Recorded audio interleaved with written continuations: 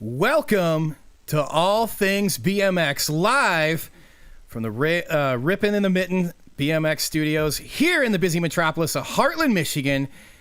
Thank you for joining us for another episode of Friday Night Live. I am your host, Justin Tompkins, longtime BMXer and lover of all things BMX, along with our host, who has given us another surprise visit for Friday Night Live. Chris, who's hunkered down over in his fear bunker, and he's one of the baddest dudes in BMX. Chris, how's it going this evening? Doing good, Justin. How are you tonight? I am fantastic. I'm excited, and I appreciate you making this rare appearance with us here on the Friday Night Live show after your cameo in the sequel to Deuce Bigalow. Oh man! We have. I knew it was something. I made it up right on the fly. We got. No, I really think there was a second sequel though. There.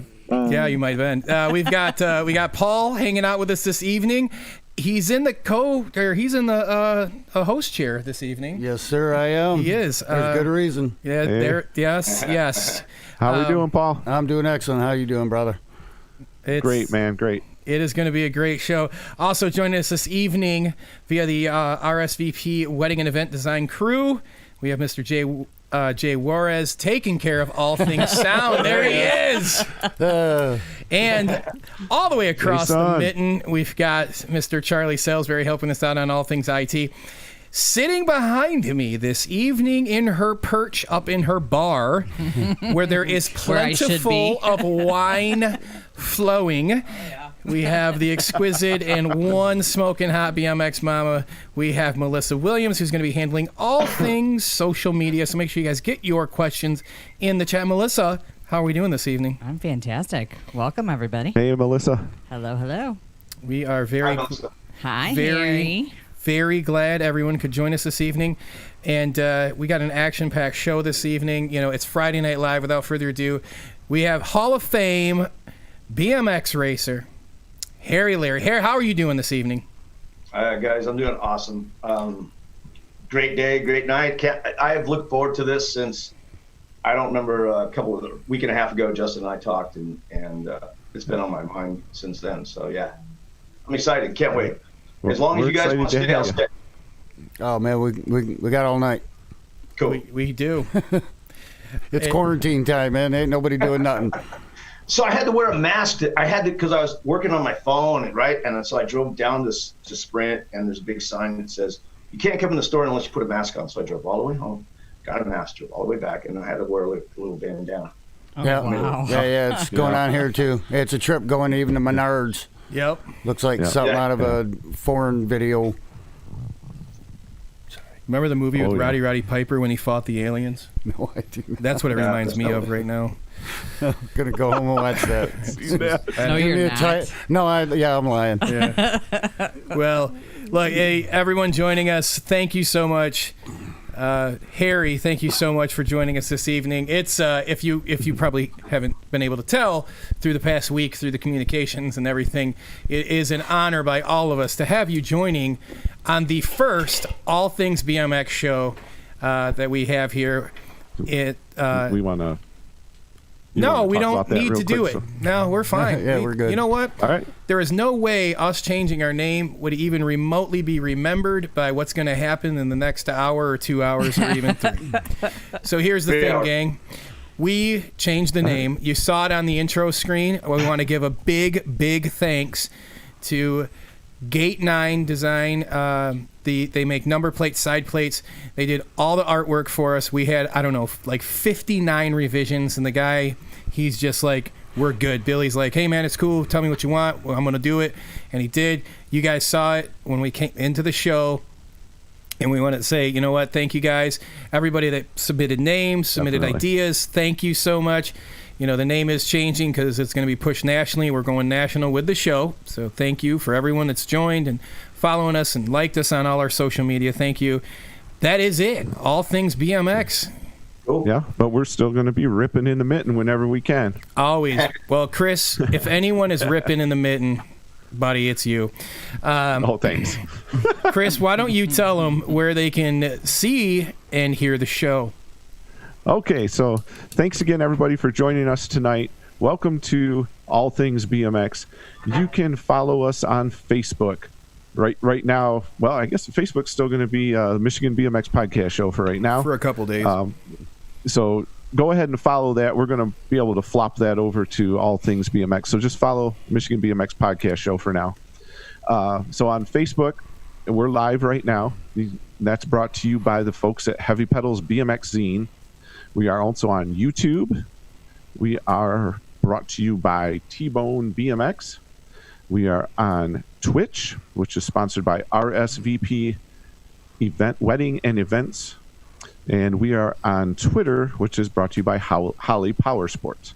Now, if you want to catch the audio-only podcast version of this same exact show, head on over to Buzzsprout, Apple Podcasts, Spotify, or Google Podcasts. And all the podcasts are brought to you by our good friends over at Gate 9 Custom Number Plates. And as always, we'd love to hear from all you guys in the chat. Melissa's in there already and stuff. If you have any questions for Harry, you want to know about something, you put them in the chat. We'll try and get to everybody we can. If you have any suggestions for the show, any future guests for the show, that type of thing, make sure you email us at michiganbmxpodcastshow@gmail.com.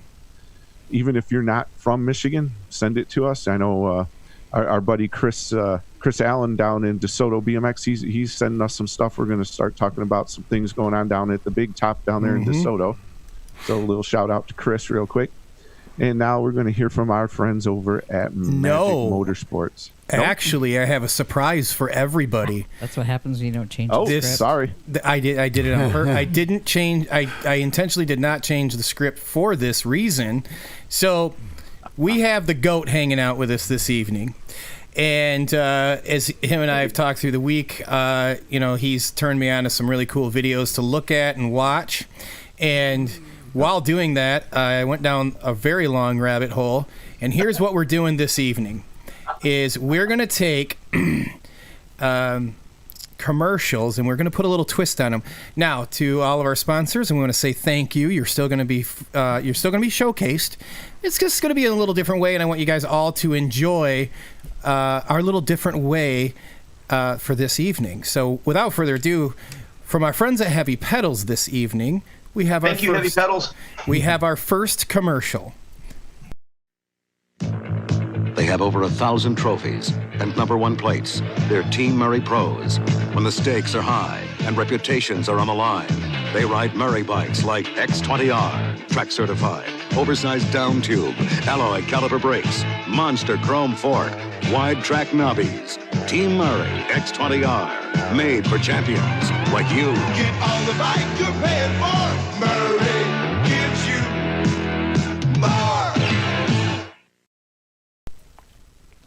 Talking about Murray bikes. So we're going to have a little retro night of commercials this evening. So big shout out to Heavy Pedals. Make sure you head over there, visit our friend Chuck. Harry, so our buddy Chuck, he's got this really cool BMX zine that he does. And he puts a ton of work into it. Super awesome. Actually, right here. You got one there? I do. So he just released issue #2. It's all color, and it's just rad. It's got a ton of local spot checks in it and national stuff. He talks to some big name people. So shout out to Chuck Nagy. Keep doing what you're doing. He inspires us here at All Things BMX, and we appreciate what he does. He pushes us, and I know he's always saying, well, you guys push me, but we appreciate it. It's just a cool magazine.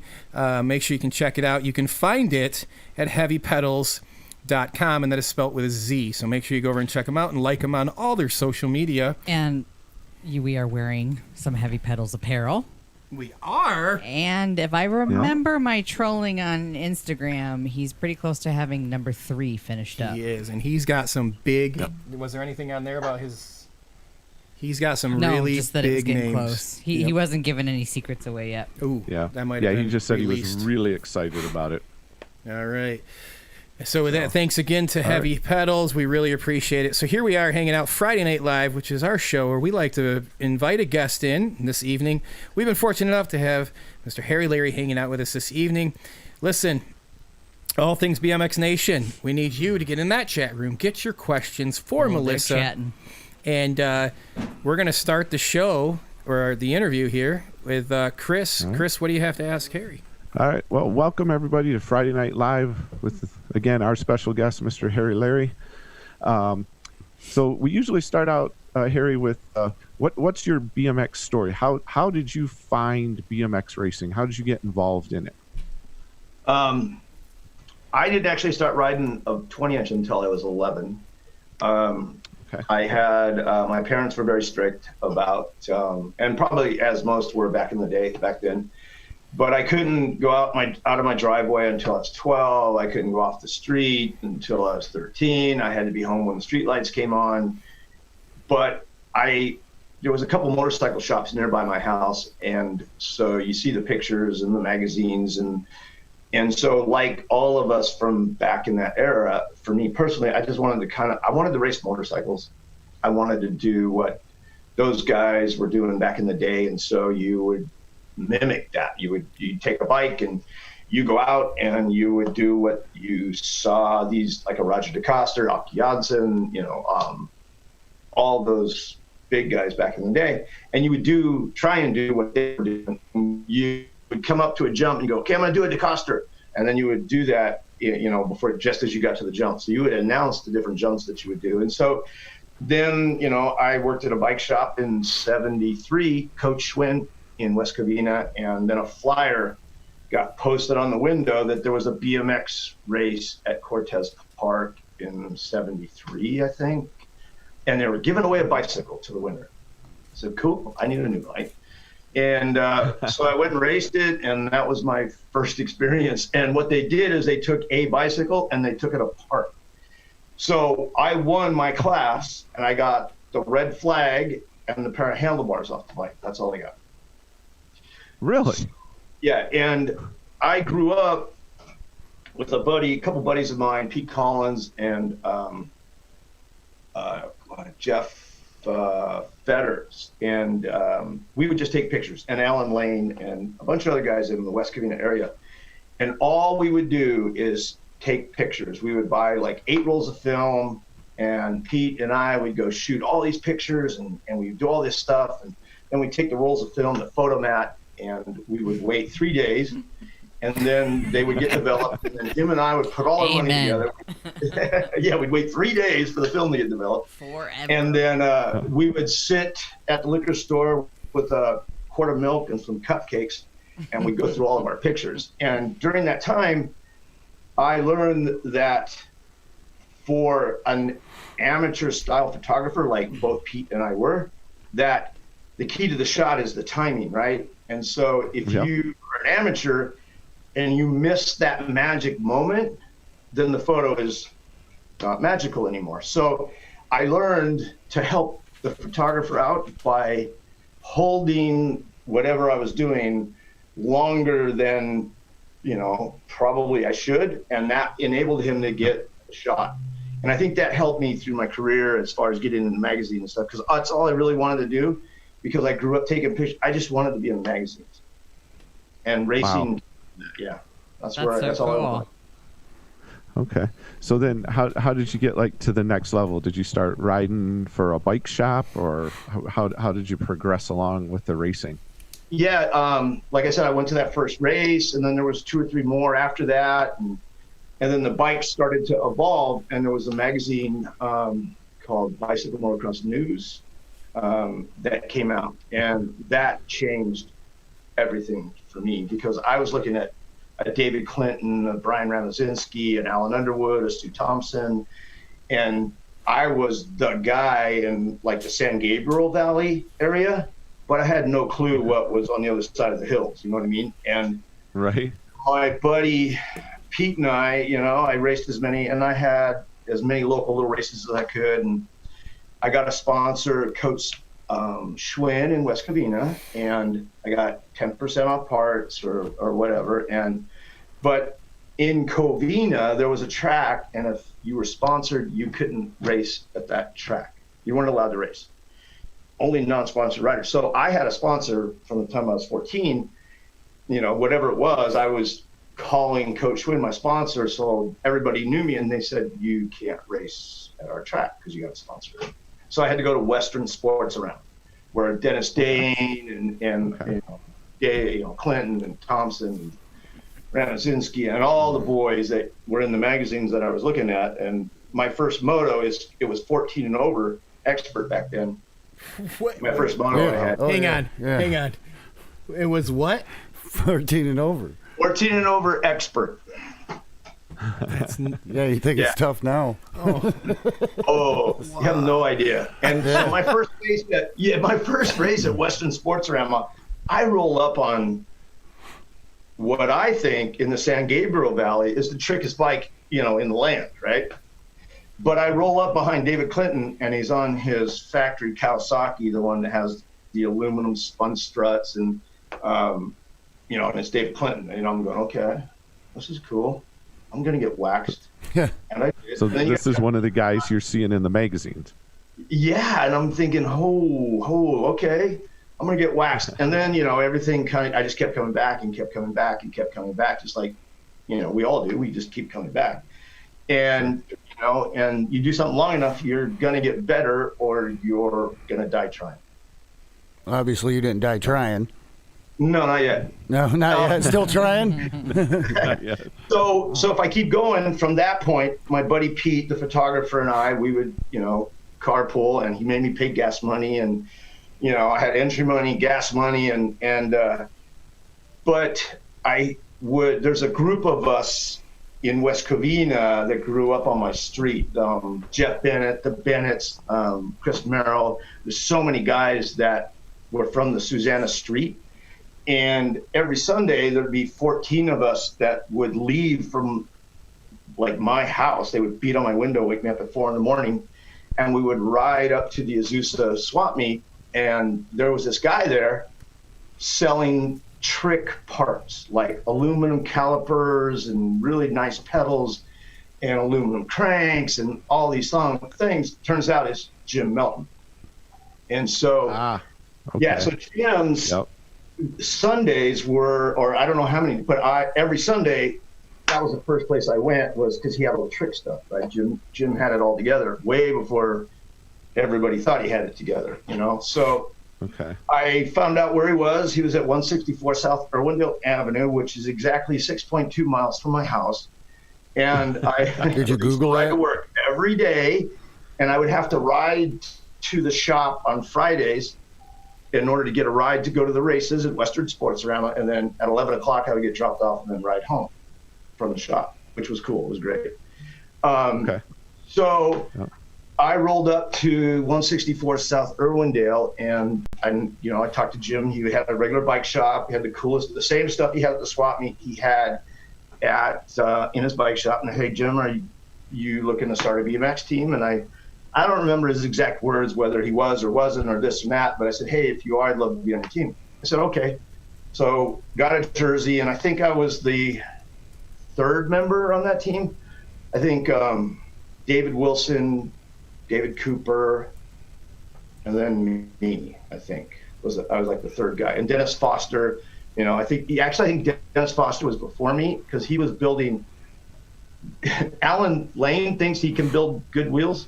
Alan built all my race wheels for me. Alan's a super cool dude. We'll just talk about him in a little bit. But Dennis would build 300 wheel sets a day for CYC. So Jim had the account to lace, true, and package, like, I don't know, 1,200 sets of wheels a week to CYC.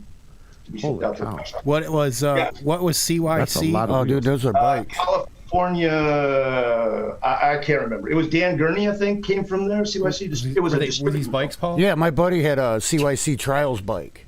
Okay. Exactly. Like way back in the, that's the only one I ever seen. That's why I knew it. Remember, I got into racing like around 20. Right, yeah, this was mid-'80s. 42 now. So I'm sure, yeah. Oh, so you just started yesterday.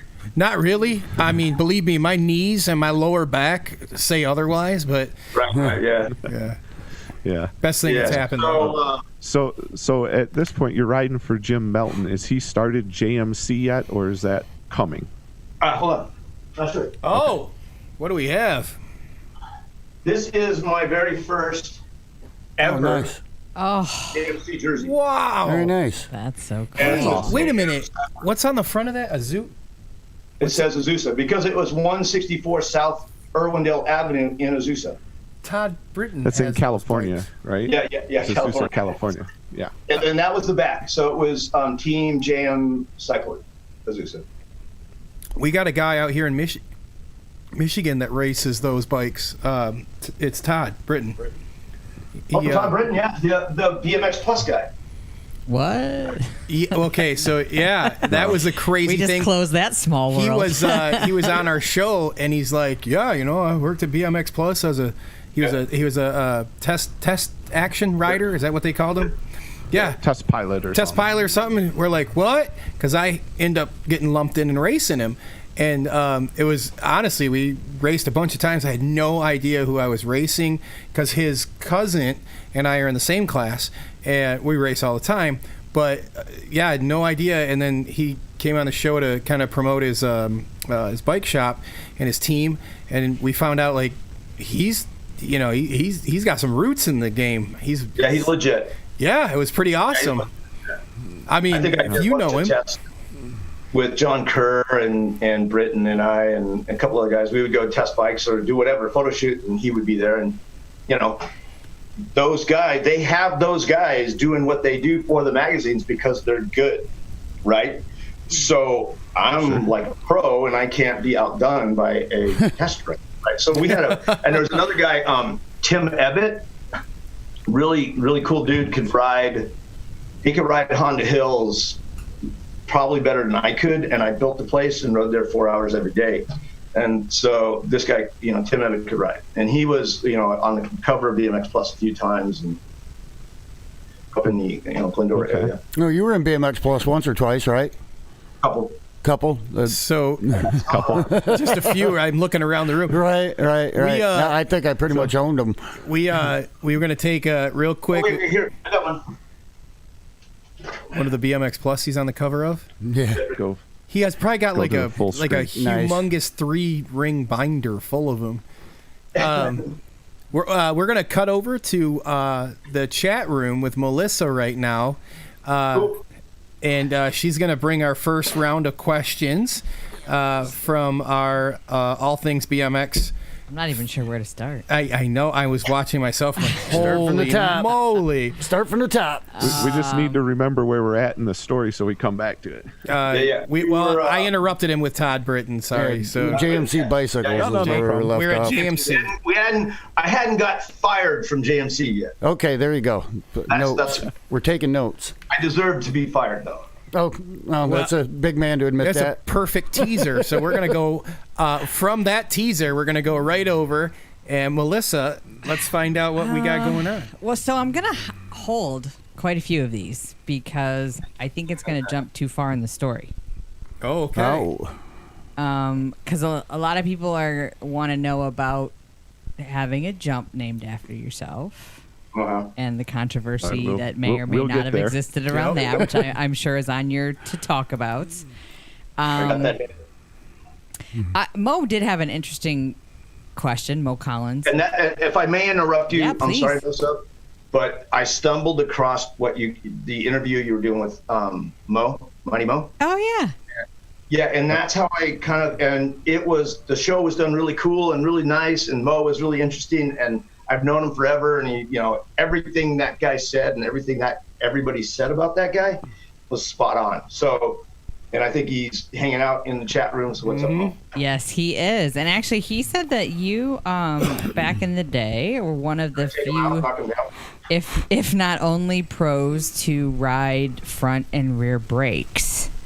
Ooh, that's a good Kind of teaser. wanted you to, potentially touch on that at some point in the story. It is. We have a video later, right? Okay. Yes, we do. We do. Let's see. And then Ron Walker has been very active. I don't know if you know him or not, but he knows you. He had a question about the strength test that they had all the pros do. Yes. Yep. BMX Action paid a lot of money to do an article, and they took, I don't know, the top 10 guys to Sentinel Hospital, where the Dodgers were tested, and you do the anaerobic, till you basically see Elvis, and we talked about that earlier. Right, since we know what that reference is. Bench press, and it was the top guys, and so it was really, really fun. Yeah, I think I got second in the leg press, and did you? I think I ran this on the treadmill, or Stu did, or something. So then Ron was also said that back. Speaking of the magazine, the BMXA, he read an article that you and Eddie King punched a boxer in the stomach, and his question was kind of, did you really punch that dude? And then he was curious between you and Eddie who was actually stronger. Okay, to answer who was pound for pound, Eddie was probably the strongest guy in BMX. Pound for pound. Just like back when Donnie Robinson was, Donnie Robinson and was the man, pound for pound, strongest guy in the BMX. And that's how they do it, all you had to do is look at Eddie's legs, and you knew that if you don't hole shot him and cut over on him and take his first straightaway away, you're going to get a second place check. As far as punching a guy in the stomach, a boxer, I can't remember his name, and if somebody's in there. He wasn't sure. He didn't name that person by name. He just said he remembered. So like a pro boxer, some amateur dude.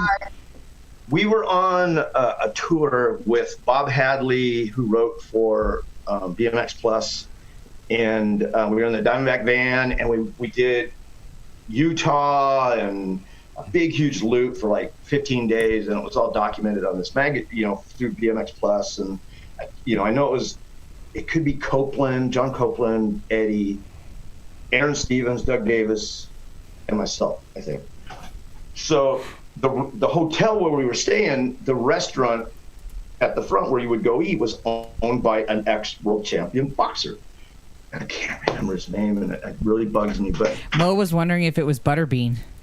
It's not. No, he's from Bay City, actually. He's a Michigan boy. But He's just throwing it out there. He said, "Go ahead, hit me." And so the first few times you go, boom, just give him a little tap, and he goes, he said he didn't budge. Come on, sissy, hit me. So I said, okay, all right. I'm the pro on the team, right? So I hit him as hard as I could, and he just kind of looked at me and smiled, and I thought, okay, next. And then I think Eddie lolloped him once, and so. That's funny. Really. Little sidetrack. Yeah. All right, so I guess I would say continue with the story, and then I'll kind of. JMC. Did you see Scooter's question in there? No. I just lost all my chat.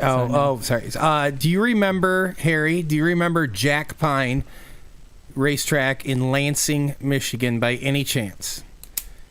I remember going to Lansing, Michigan. It was really hard to remember track names. Oh, I imagine. But it was easy to remember cities. And we spent a lot of time in Michigan. Diamondback went to Michigan 2 or 3 times a year. Obviously, Waterford Oaks, we went there. One of the most scenic Midwest tracks there is. It's kind of like Rockford, Illinois. That's probably another's track that's incredible. But yeah, Lansing, Michigan, sure. Nice. It's he's one of the. He helps out the new Lansing track now. He's a big helper there, and he really hangs out a lot here and helps us out here at the show. Before we come back and find out how you got fired from JNC. Okay, JMC. Sorry, JMC. JMC. Yes. Before we find that out, we have a few bills to pay here at All Things BMX. But here is another one of our throwback commercials from our good friends over at Kebco BMX. Racing man, but more than bikes, what Danny likes is in every Kellogg's pack. Or keep him coming back for 2 scoops of plump, juicy raisins in Kellogg's Raisin Bran. Riding as hard as he can, he leaves the pack, but he's thinking back to those golden flakes of bran. He's turning back again for 2 scoops of plump, juicy raisins in Kellogg's everybody this complete breakfast. Justin and I talked about that. And we are back. Thank you to our friends at Kebco BMX. Thank you, Kebco. Bringing that 2 scoops in for you there. Now I love Raisin Bran. One of my favorites. Especially as we all get older. It is. That brand. Yeah, you got to get that brand in. Got to get that in there. Who knew that'd be important? Jason has no idea what we're talking about right now. He'll find out. He will. So he's a little younger. Before we jump to commercial, we were talking. You're about ready to tell us how you ended up getting fired. So, I rode for JMC for 4 years, 76 until March of 1980, I think. And Jim was, the family. Okay, so in BMX racing, my mom and my dad and my family really didn't buy into the sport in the way that I did and the interest level that I had put into it. So they didn't really see a lot of what I was doing back in the day. So I didn't have like family, standing on the sidelines going pedal, pedal, pedal, which, No parent does that.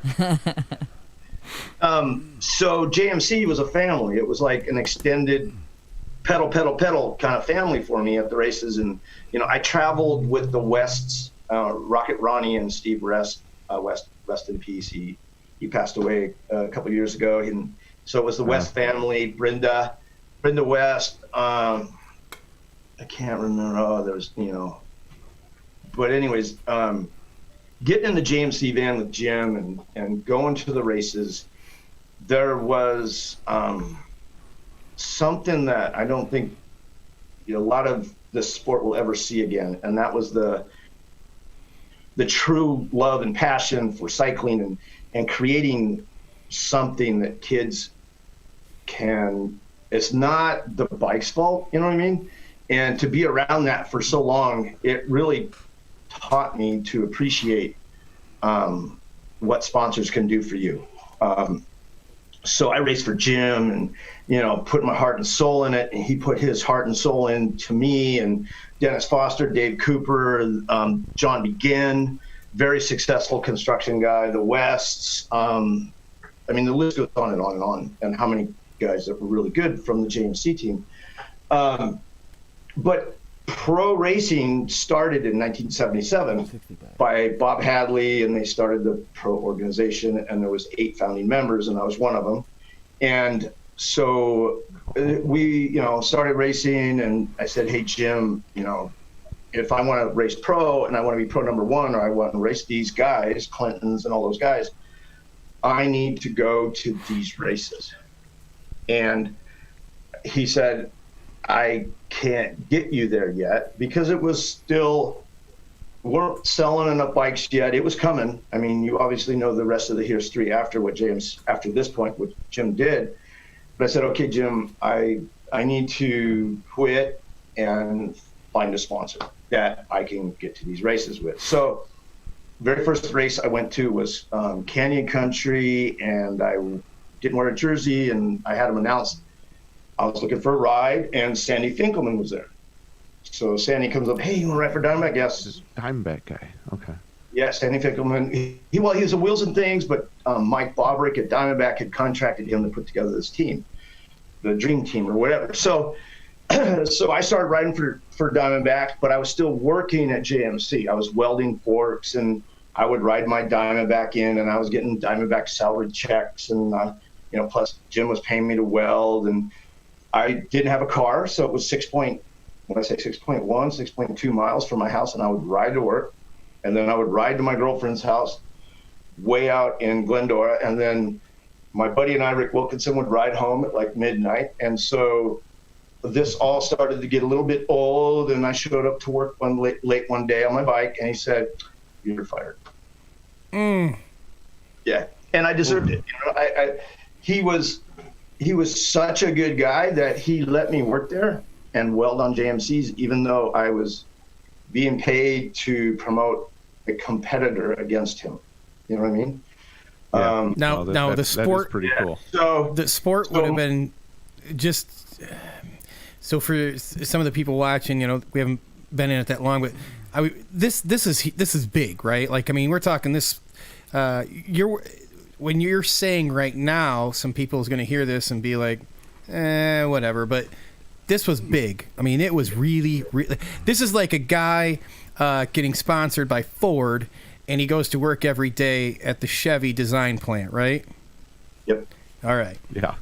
But I was, there was a couple welders that, the very first welder that welded the JMC bikes was Larry Barker. And if anybody that's listening knows Larry Barker, he passed away as well. So Bryce Barker, his son, might be listening. So how you doing, Bryce? But Larry had the best welds that anybody's ever done. And he taught Dennis Foster how to weld. And Dennis ended up being better than Larry in the end, because that's just how he is. He's very meticulous and gets things done the way he rides bikes today.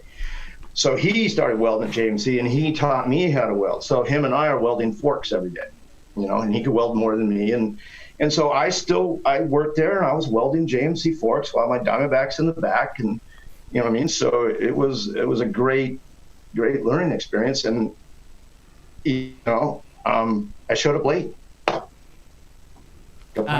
John Robinson in the chat says, Grandpa never told me that he fired you. See, that's Jim, though. But that's he's not, and that's how, and there's so much to be learned from that very statement right there. Is the man had so much integrity that, he probably just said, I decided to go do something else. Which is perfect. Yeah. So that does say a lot about a man's character. Yeah. He's not talking bad about people for sure. Yeah. That's great. Now we won't do that. We have to get this out. We got to do it. So you and I we've been chatting, and I've been telling you how excited everyone is to have you on the show. But we're all aware that Chris, I'm not sure. He likes this Patterson brothers or something. It's all he goes on about. But they have a nickname, right? I know. What he's going to say. No, I don't know. What am I going to say? I don't know. Do. Chris? Harry? He's going to say the Malachi. Malachis. Were they? I did not know. Well, I mean, it makes sense. They're brothers. But they were really, really good. Yeah. Yes, they were. So if I don't hand this over for Paul to ask you a few questions, and we'll pick back up after you got fired from JNC, okay? Because we're gonna we want to, or JNC, sorry, yeah, JMC. Yeah, you keep. Yeah. I do. But I didn't file for unemployment because I was getting paid from Diamondback, so you didn't have to. But if I don't let Paul jump in here with some questions.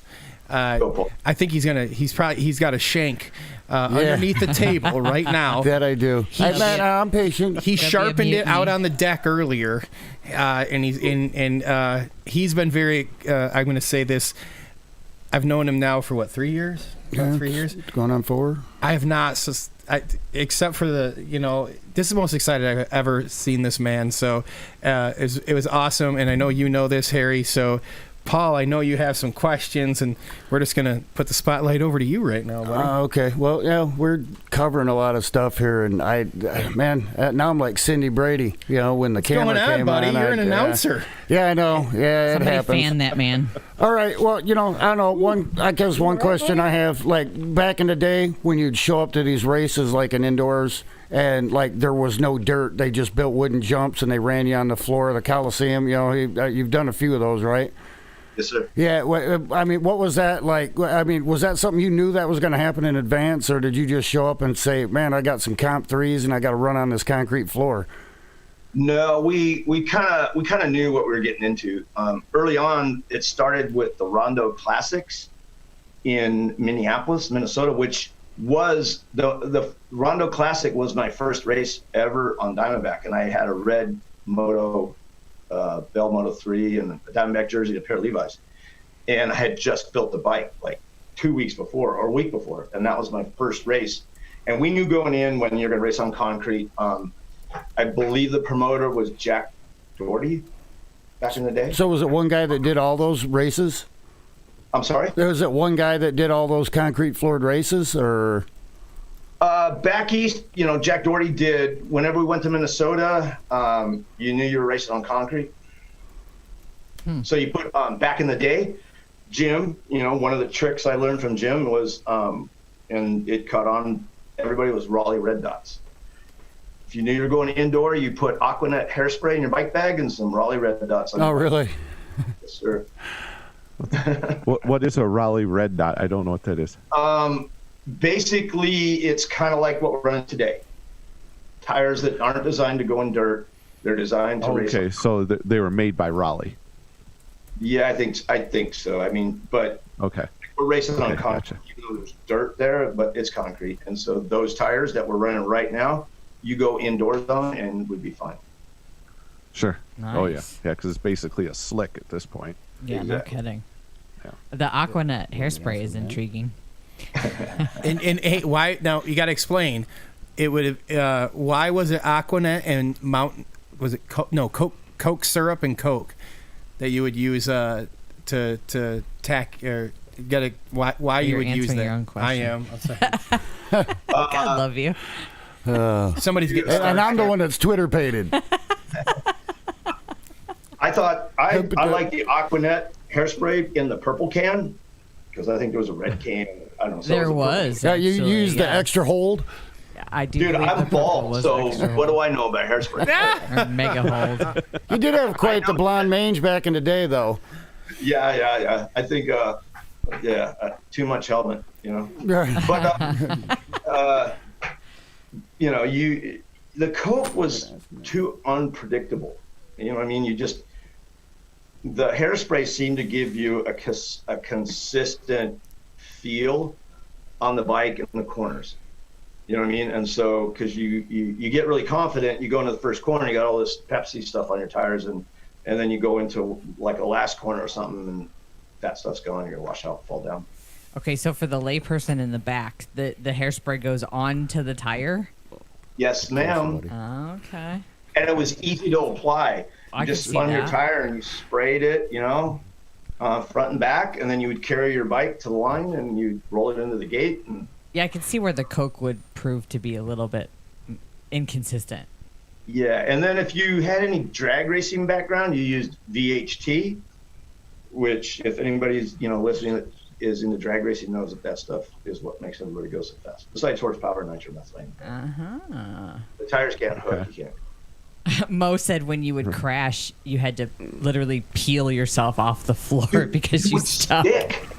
That's gross. He's right. You would crash and you try to roll and you would stick and your jersey would stick because there's 300 motos and everybody's running the sticky stuff, so the track was sticky. And you put your hand out to stop, and then it would kind of rip your gloves off your hand. But he's right. It's hard to crash that. Wow, too funny. All right, I guess I do have my other. Well, I've got a couple questions here, but my second question to be: obviously, you're still racing today because I've seen you race recently on the old YouTube there. But what did as far as today's tracks versus the old school tracks?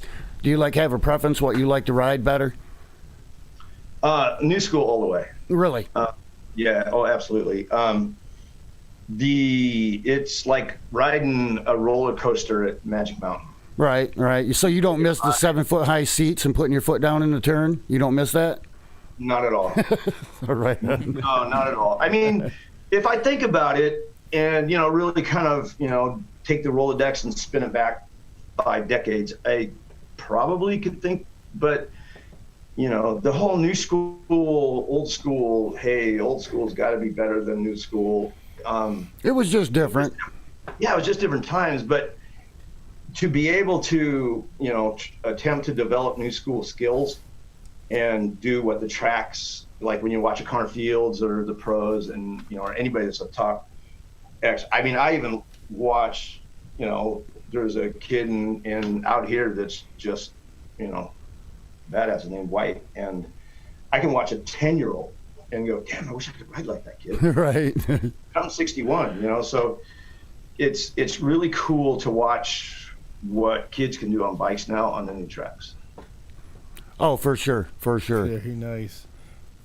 So we've been fired from JMC, Yeah. All right, we've been fired. What year are we at this point? We're probably March of 1980. So March 1980. You're February sure. maybe in there. Yeah. You're working for Diamondback. You just got fired by JMC, your competitor, right? At this point, how long has Diamondback been around at this point? There's a couple of people that would know that better than me, but David Clinton was one of the first riders to be on a Diamondback because he lived out in Newbury Park, and he knew Cozy, who was a Japanese connection for WSI, which was the distribution company that was Diamondback. So he was riding a Diamondback with the double fork dropouts in '76, I think. So they had been around for a while when you started riding for them, then. Yeah, it was just the sport was starting to take off. Pro had started. Pros were getting coverage. Magazines were, BMX Action was, and BMX Plus, and Super BMX, and so all these magazines from the BMX bi-weekly paper and the Bicycle Motocross newspaper that was already there. These other slicks started, and there's advertising dollars, and Diamondback or WSI was already selling into 6,000 bike shops.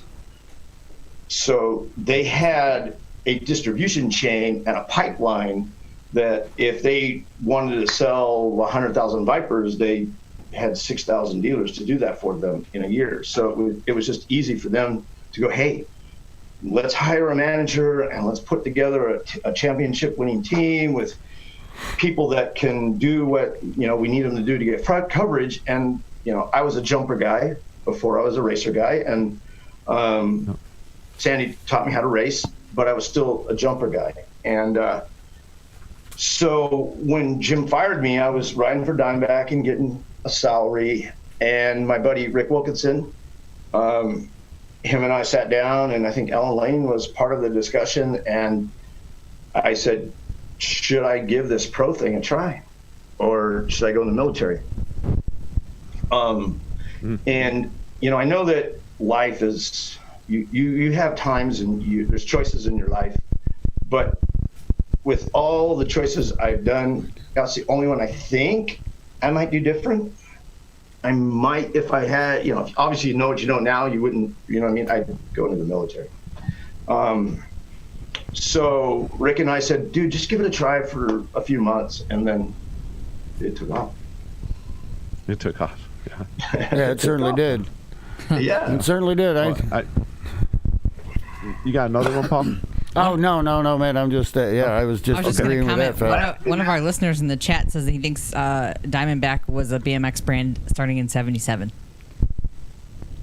Whether that's fact-checked or not. It very much could. I mean, Lauren, who runs like the Turbo fan page on Facebook, I think I know about Diamondback, and then I say something, he goes, no. That's not what. Just don't talk. Don't talk, Harry. You think like you'd be kind of fishing and out on that subject there, after, being like the first team rider or one of. Hey, man, I just... he just rides. Yeah, he just wore the suit, man. I just wore the suit. Hey, we got... we had some videos that you and I put together. So, Yep. We're going to jump in here. Now, hold on. It takes us a second here. So we've been talking a little bit. We're right about 80 is what you guys were talking about, that early 80s. So we're going to talk, did the disqualification come before the Johnstown, or did Johnstown come before the disqualifying? What did I get disqualified for? You didn't. It was the other guy that you had me get the video of. Yeah. That particular one was a Kellogg series, but they ran the race, and I was leading until like right before the last turn, and I didn't double a double, and this other guy doubled a double and passed me. But somebody told me after it was all done, hey, he jumped the gate, man. You need to protest. And I said, okay, now, whatever. Hey, Chris, this might break your heart, buddy.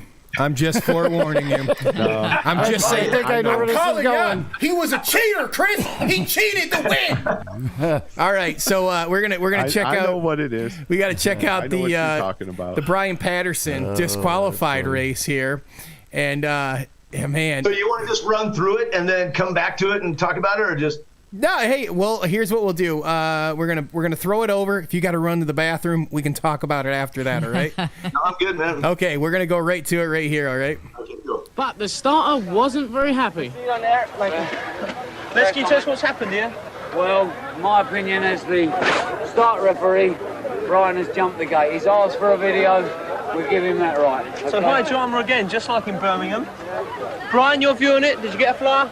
I went early, but I just pulled up. I didn't go over the gate, you know. You don't think you got a flyer out? I don't know. Let's watch. Here we go. Now just take a close look at this. I know I went early. Watch, I'll move way before everyone else. Rewind! After seeing the video, I've changed my mind. Brian's ninth. Wait, let's see what Harry does. Wait, let's watch the whole thing. Watch everyone. Yes, you got a cameraman here. I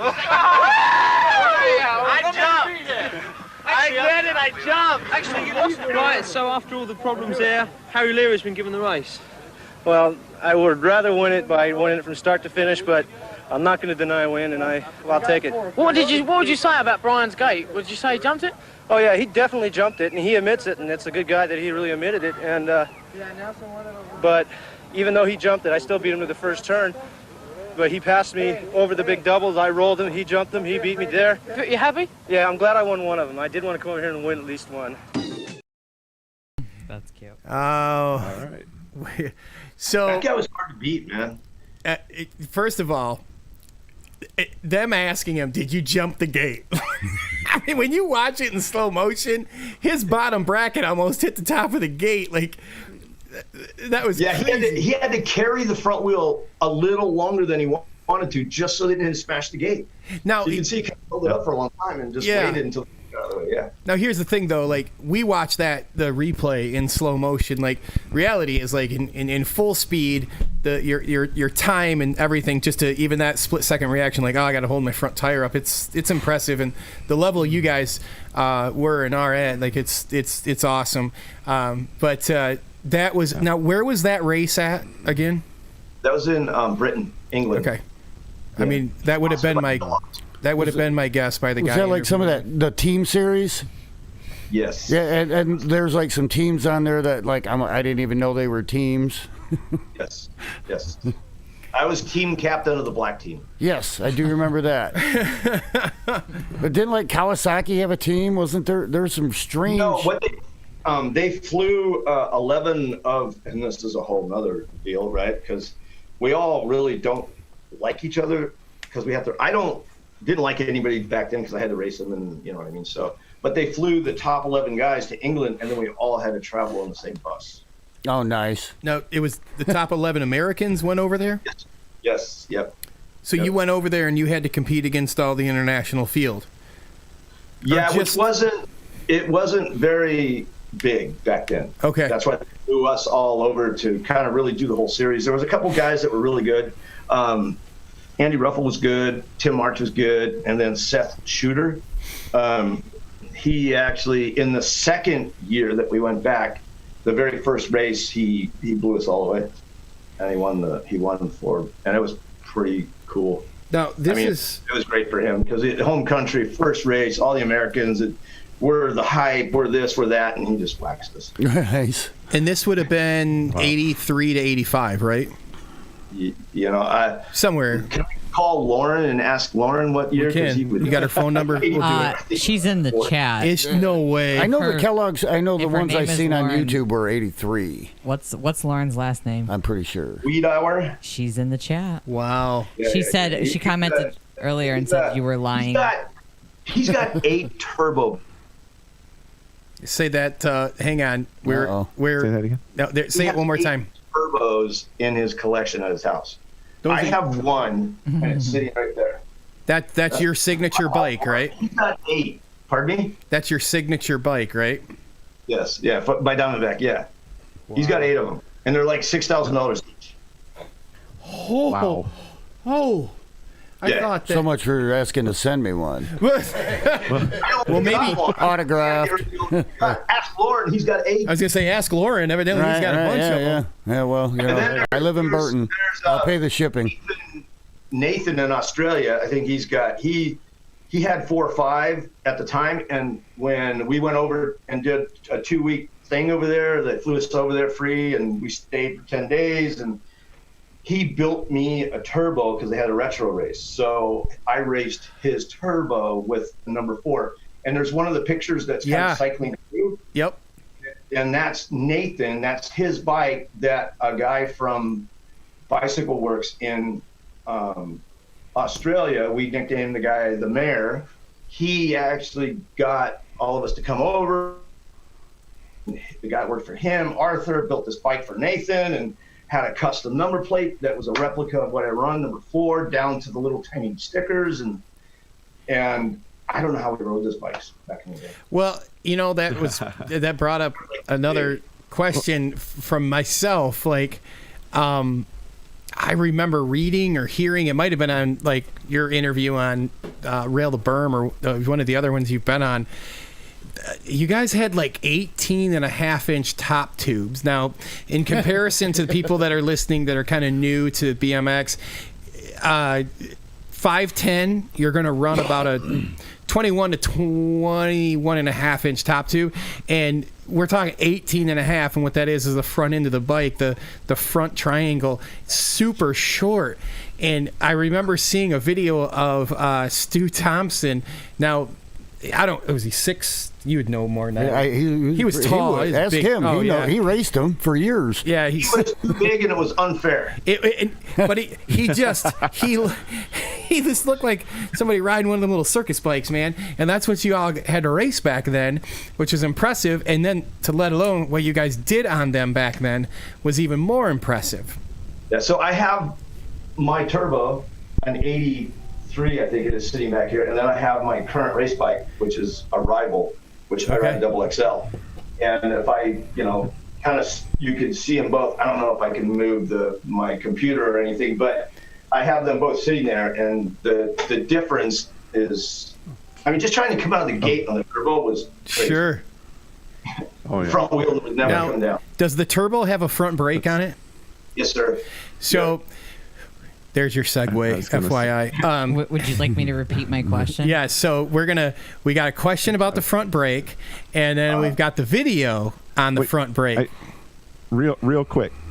So the turbo, it's the bike. It's not just a frame. So I think Harry's the first one to have a complete bike named after, like signature complete bike. Yeah, because them cranks are signed and everything.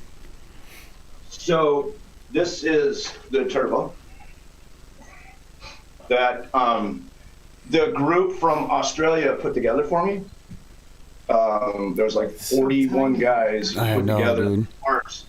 And look at them 3-piece cranks. Replica, and there's front brake. It's a replica of the bike that was on the cover of the '84 BMX Action, the black, the one that the Leary jump that we'll talk about later. Yeah, we'll get there. Now we've got the video, so we have video proof that front brakes can help you win, according to the legend Harry Leary. And this was why don't I let you set this race up? This is the one we talked about earlier in Johnstown. Yep. Go ahead and let them know what we're going to be watching. A little bit later in the program, but right now we're in for the Pro Semi Moto 2 Round 1, and quickly the lanes are shaping up like this. Pro Semi Moto 2 Round 1, and lane number 1, Scott Clark from the Murray team. Scott Clark. Scott has already made it into the mains in one of the previous races here, and he'd like to get back into the main for this stop. In lane number 2, Harry Leary from the Diamondback squad. Harry, one of the more famous riders in BMX history here at Johnstown. Next to him in the third lane, but we ran 3 motos. Mark Driscoll. Mark Driscoll in lane number 3. In a day. Lane number 4 is Rod Beckering. At like a huge national. Rod Beckering. We flew in. Now we're getting a little mixed up here. Rod Beckering, lane 4. Lane 5 was Anthony Sewell. Lane 6 is Robert Fade. That's Robert Fade right there. Next to Robert in lane 7, is Eddie King. Greg Hill and Eddie King. And in lane number 8 is Toby Henderson. So that's pretty much slating our gate for this Pro Semi-Moto number 2.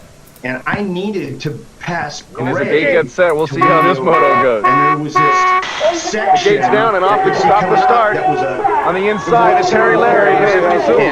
Here's Leary, number 25 on the outside, but Sewell's on the inside. But Scott Clark, number 8. Scott Clark, number 8, battling handlebar to handlebar with Harry Leary. Scott Clark still in the lead with Leary in second. They come around the turn, heading uphill. It's Leary in second still, with Scott Clark expanding his lead. Eddie King making his move at the back of the pack. Mark Driscoll in third. It's an open shot for fourth place, number 29. Is Rod Beckering in fourth place, but Eddie King making his move. He goes around Beckering into the final turn. We still have Scott Clark from Murray in the lead, Harry Leary in second. And Beckering comes back and takes fourth place away from Eddie King, and in third place was Mark Driscoll. We'll get a recap of that last race. Oh yeah, that's what I've always joked about. The last half of it, and it's really a... We're muted, I think. No. The race was muted, so we could talk through it, Chris. Yeah. So we went to Plantation Raceway in Missouri. That was Pennsylvania. We did a race in Florida where I got a cover shot from coming out the first turn ahead of Ryan Patterson. It's all right. Chris will get over it. We're gonna try to get Brian on soon at some point. Yeah, actually, him and I battled in the Masters Pro Championship on cruisers. I hate cruisers. Nothing was muted. Right. Yeah. But it's the only bike I can win on. So, you had told us a story, and I don't know. I don't think we're too far out of timeline, but we got to tie in at least one story to Michigan, and you had teased Chris and I when we were talking to you, and it had to do with the man. I really should have grabbed some video from this, but I couldn't find any that you directly were in, so I didn't pull any into the show. But you had talked about the Pontiac Silverdome race. Oh, dude, I sent that to you. No, it wasn't, but it was that was Waterford. But the Pontiac Silverdome race. So. First, for those that are not familiar with the Pontiac Silverdome, at one time it held the record for the largest indoor, able to seat the most indoor stadium. Huge in Pontiac, Michigan, which was weird because it's outside of Detroit, and so on and so forth. But a massive, massive indoor football stadium that hosted. It was 80,000 seats. Thank you. That hosted a BMX race. Yes. That literally ran around a bunch of cars that were staged for like car crushing or something. It was a demolition derby thing. They had another show going on at night after the BMX race was over or something. And they had the race there, and Harry was telling us he's got some stuff to show us here and some interesting stories. I was kind of because I was 21, right? And I'm driving a rental car, and Eddie's with me, and we flew into Michigan, Pontiac for that big, huge Silverdome race, and that's where Chris's jet is. What's that? Oakland International Airport. That's where Chris's private jet is housed at. Oh, come on, dude. Havasu has an airport, so hurry up. Go pick. I do not have a plane. That works today.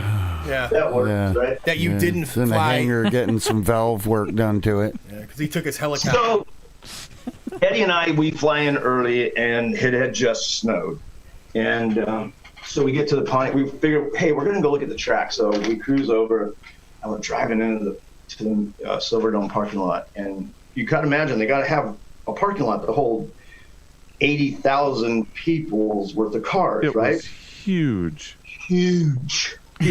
That's what she said. And I look at Eddie, and Eddie looks at me. No. He probably encouraged me. I'm probably the guy that said, no, I can't do that. He goes, no, dude, you need to do it. Because I was driving. Oh, blame it on Eddie King. Okay. Yeah, there's a story to that whole deal, too. So I got going, I don't know, 50 maybe in the snow, and I just took the wheel and went like that. And then we just started spinning in this parking lot. Well, I didn't anticipate how far we would do this. The back of the rental car hit a snowbank where they had been pushing all the snow from the parking lot. And so we kind of put a dent in the rental car, and a big dent in the rental car. And we look at each other, and, you know, we would always say, oh, shit, now what do we do? I go, dude, let's just get out of here. So we start to drive out of the parking lot, and there's a cop car sitting at the exit, and there's only one exit. So we pull up to this guy, and he goes, "You boys have a good time?" Good question. You know you're screwed when a police officer goes, "Did you have a good time?" 100%. That's about the end right now. And so I got arrested for reckless driving on private property, which, you know, I probably could have fought it maybe, but I did it, so okay. So I went to jail, and the next morning is the National, and the president of Diamondback is coming in to watch the race. And I'm sitting in jail, and he has Oakland County Jail. Yeah, Detroit, Michigan jail. And it was a big cell, and, you know, it was a busy night because it was Friday. And so at 2:30 in the morning, he comes, and Mike Bobrick was, you know, he was the best. He was so funny, and he was pretty witty, and he would say some really kind of witty things, and you would just go, "Yeah, I'm sorry, boss. I screwed up." Right? That's what I do here. And his what was his title at Diamondback? Well, there was an owner, Mitchell Weiner, and then he was older, so Mike took over. So Mike was, you know, the Diamondback guy. You know, he ran the whole show, the warehouses, the entire company. We had warehouses in England, Dallas, Denver, and there was one up north in the Northeast. We had 4 for a while. So anyways, I have no idea what's going on because I'm sitting there going, great, big pro purse tomorrow, and I'm sitting in jail. He shows up, 2:30 in the morning, bails me out. And by the time I get back to the hotel, it's 4 in the morning, and he looks at me, "You better be good tomorrow." That's all he said. I can't remember exactly if it was "you better be good" or "you better do good" or "you've effed up, and if you don't un-eff up yourself, we'll talk about that when we get home." And you did take a first that day. I got second behind Greg, but I got a full-page color picture because I would, because I love to jump, and I would love to, because my job was to sell bikes, and you can sell more bikes if you're on the cover of a magazine or you're in the magazine, because it's all over the globe and sitting in the newsstands. So I would always, before my moto, I would look up and see where Wendy Osborne was, which... Real fast, let everybody know who's Wendy. Is. Wendy is Bob Osborne's daughter, who was beautiful. And then there was Bob and John Kerr and Dave House, who did Super BMX. So I would always look around the track to see where all these people were. So these are the photographers for all the magazines back in the day. Oh yeah, dude. Oh yeah. So if I got out in front and in that moto, I looked up and I saw, I think it was Bob. There was a set of doubles out of the first turn, and I saw Bob there. So when I got in front, when I got there, I kind of flattened it out, and it ended up to be a full page color picture, and I got second. So I redeemed myself to my boss. So he was okay. So the bail that he had to spring was probably paid for in the bikes that you sold.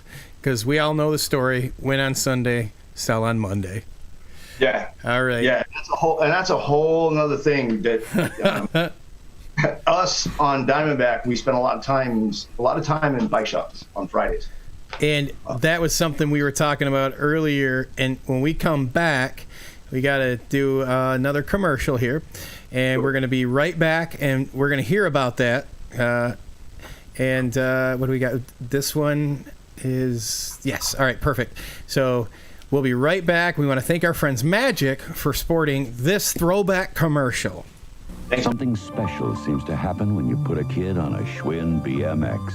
And there's Donnie Atherton, the national BMX champion, position 3. Atherton takes a quick lead, followed by Bobby Carlin and Jerry Field. For every Schwinn BMX that makes headlines winning a race, thousands of other Schwinns win races you never hear about. As always. Okay. We are back, and we want to thank our friends from Magic for helping us out with our retro commercials for our Friday Night Live show, All Things BMX. We are back with Harry, Larry. I think we're muted again because I don't see the numbers coming up on the. Chris, I'm sorry. You have a lag. What I'm going to have you do is you're going to refresh your screen. That way you won't be lagged anymore. And what happens, that's latency that happens on your internet feed. It's all right. Look. Okay. Sorry. When you're doing got a helicopter but no good you internet, have now look, and anyone watching, if you've done any sort of video conferencing, which most of us have because most of work has moved that way, you learn it is extremely difficult. During the commercial. Well, I'm glad you could hear me yell at Chris during the commercial because we weren't muted. Thanks, guys. Thank Sorry you about that. Hey, you know what? We did that intentionally, and that was so you guys knew what the pre-show was like. That's right. This is behind no, the but if you scenes. do video conferencing at all, you understand how difficult it is to try to basically like host a show, talk.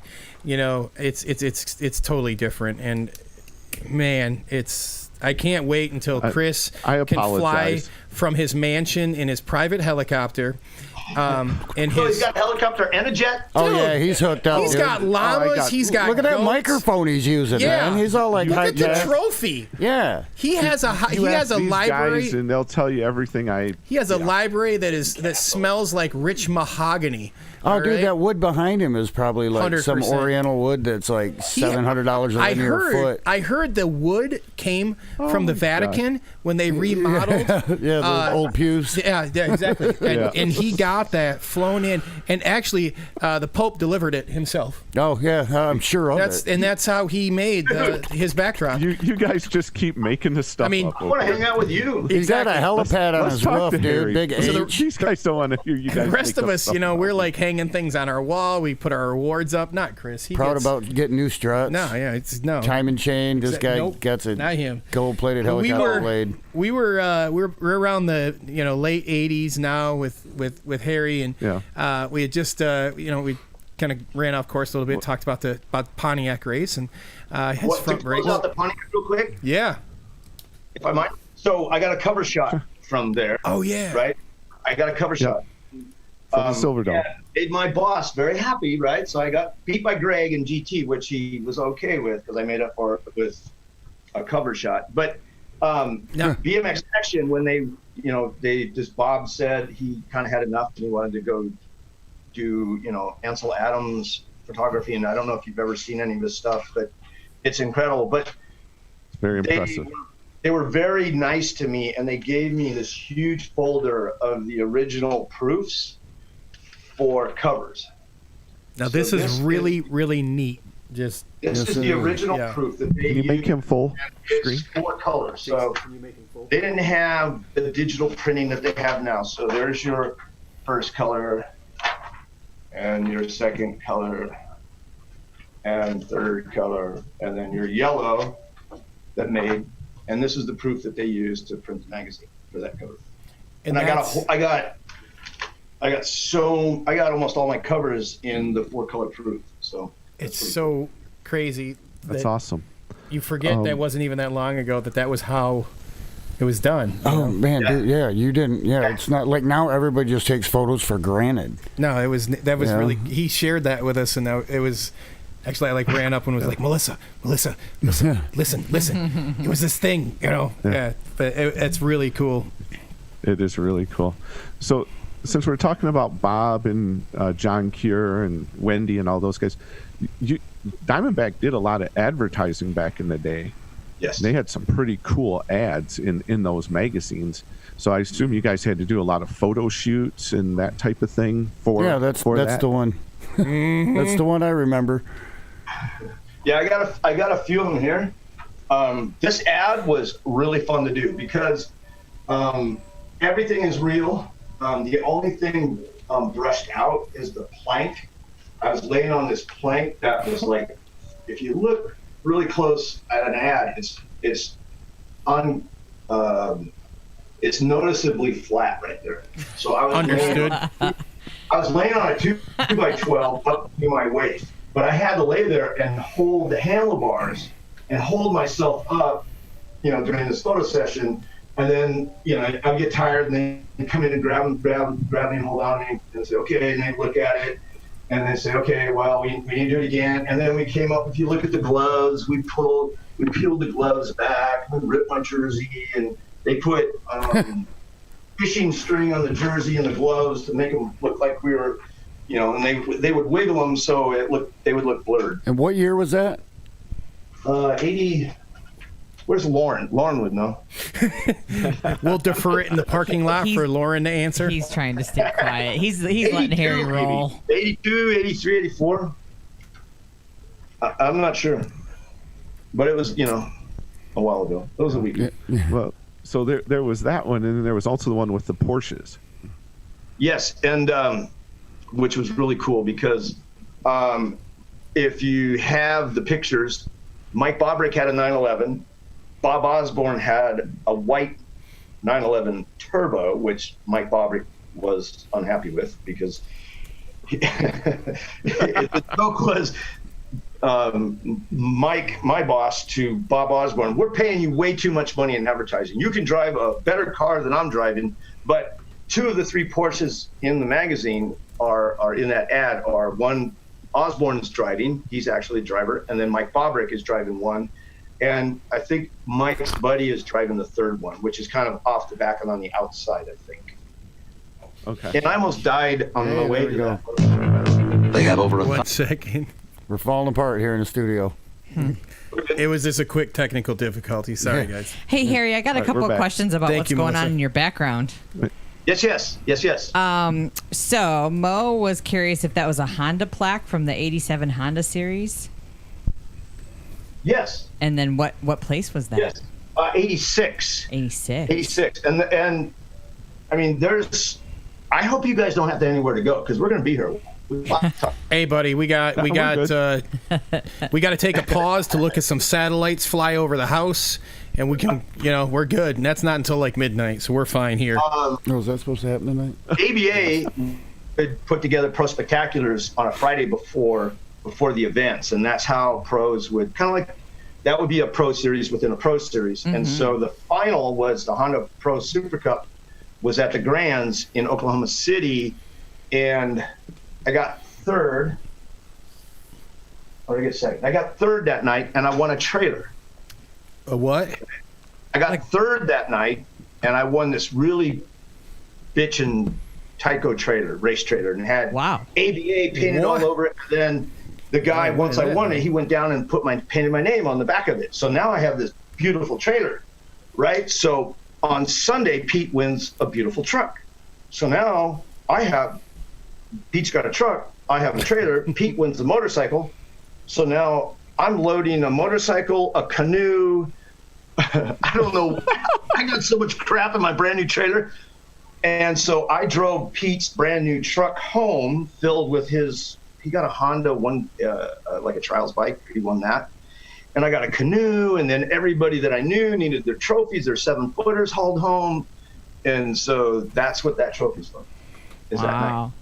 Okay, so then Glenn Simmons is wondering if that was is it a Norba, Norba, number 1 cup in the background there? Yes, they're noticing. Okay, so, and this is where, you kind of, there's a couple of times in your life that you go back and kind of go, wow, I wish I would have done this and not this. But Mike Bobrick, again, the owner, and Cozy, they were a visionary. They kind of saw this whole mountain bike thing coming with Gary Fisher and NorCal, and you got John Tomac, and who's Eli's dad, and obviously, And Michigan Mike guy too. Goes, are we good? Yeah, I said he's a Michigan guy too. Yeah, that John Tomac guy is. He's a big Michigan guy. Easy. I'm telling the story. All right. Uh-oh, put in your place, buddy. I'm kidding. So, Mike goes, I have, and it's 87 miles from my house to Diamondback, and I'm driving, and it's traffic, it's LA, and I get there, he goes, we really think you should take up mountain biking. I'm like, what? He goes, yeah, I think that you should get into mountain biking. And I said, okay.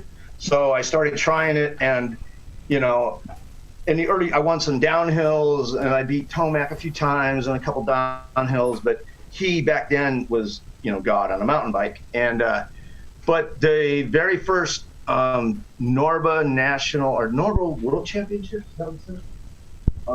yeah, it was the 89 World Dual Slalom Championships. And there's a picture going through the loop here. Yep. I qualified number 1 against Tomac and Cully and Dave Callahan and all these guys. And you run 2 runs. And so I was the fastest, and Dave Cully was the second fastest, and him and I met in the final together. And this is for the world title. And so I had him covered, and he'll admit it. I had him covered this day. And I went, and here's the funny thing, man. There's so many things. Like, I'm building, I have no clue. I just know I want to ride a 24-inch. It had to have 5 speeds on the rear, and Diamondback didn't make anything with 24-inch wheels except a really, really, really, really cheap mountain bike called a Sorrento.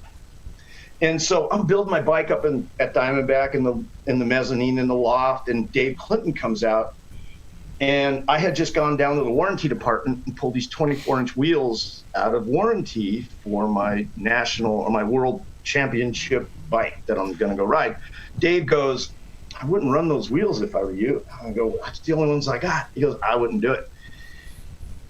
And so back to the first round, I go, it was this like downhill, you jump down and you had to make a 180 U-turn. So in my first run, I don't even see Dave, he's behind me. I go down in this turn and turn the bike, and the front wheel folds in half. Oh, geez. Oh. Yeah, so now I'm laying there, and the first thing that comes to my mind is, Dave Clinton just told me, the God, like, that's the reason I raced BMX was because of Dave, right? He goes, dude. And so I'm hearing him telling me, don't run those wheels. So in slalom, you can only lose by 1.5 seconds. That's it. You know, no matter what happens, so then you go to the next round and you switch sides. Well, I didn't have a wheel, so I borrowed John Tomac's front wheel. He loaned me his front wheel. And so the next round, I smoked Dave by 1.2 seconds. Right, so I lost. That's a silver medal for the World Championships, and then I got a bronze one for the next year in Durango, where I got cool. third. Yeah. And then so Dave, right? So me and Dave and I, Cully, I'm BMX. Dave Cully's BMX. We come together. He wins the title. He gets sponsored by GT and is making $90,000 a year. Oh my goodness! Wow. Now, this is what year? 89. Wait. 89. Needs to look. 89. Wow. So Dennis Foster has a 2-part question. Okay, Dennis Foster, real quick. He was my teammate on JMC, and him and I, he was the one that taught me how to weld a JMC. He's the guy. Him and I built 2 identical monoshocks at my high school at night. So, well, that was he wanted you to discuss that and bring that up. And then he also wanted to us to ask you about riding at Crystal. Oh, yeah. Yeah. Well, back in the day, we all kind of found our place to ride.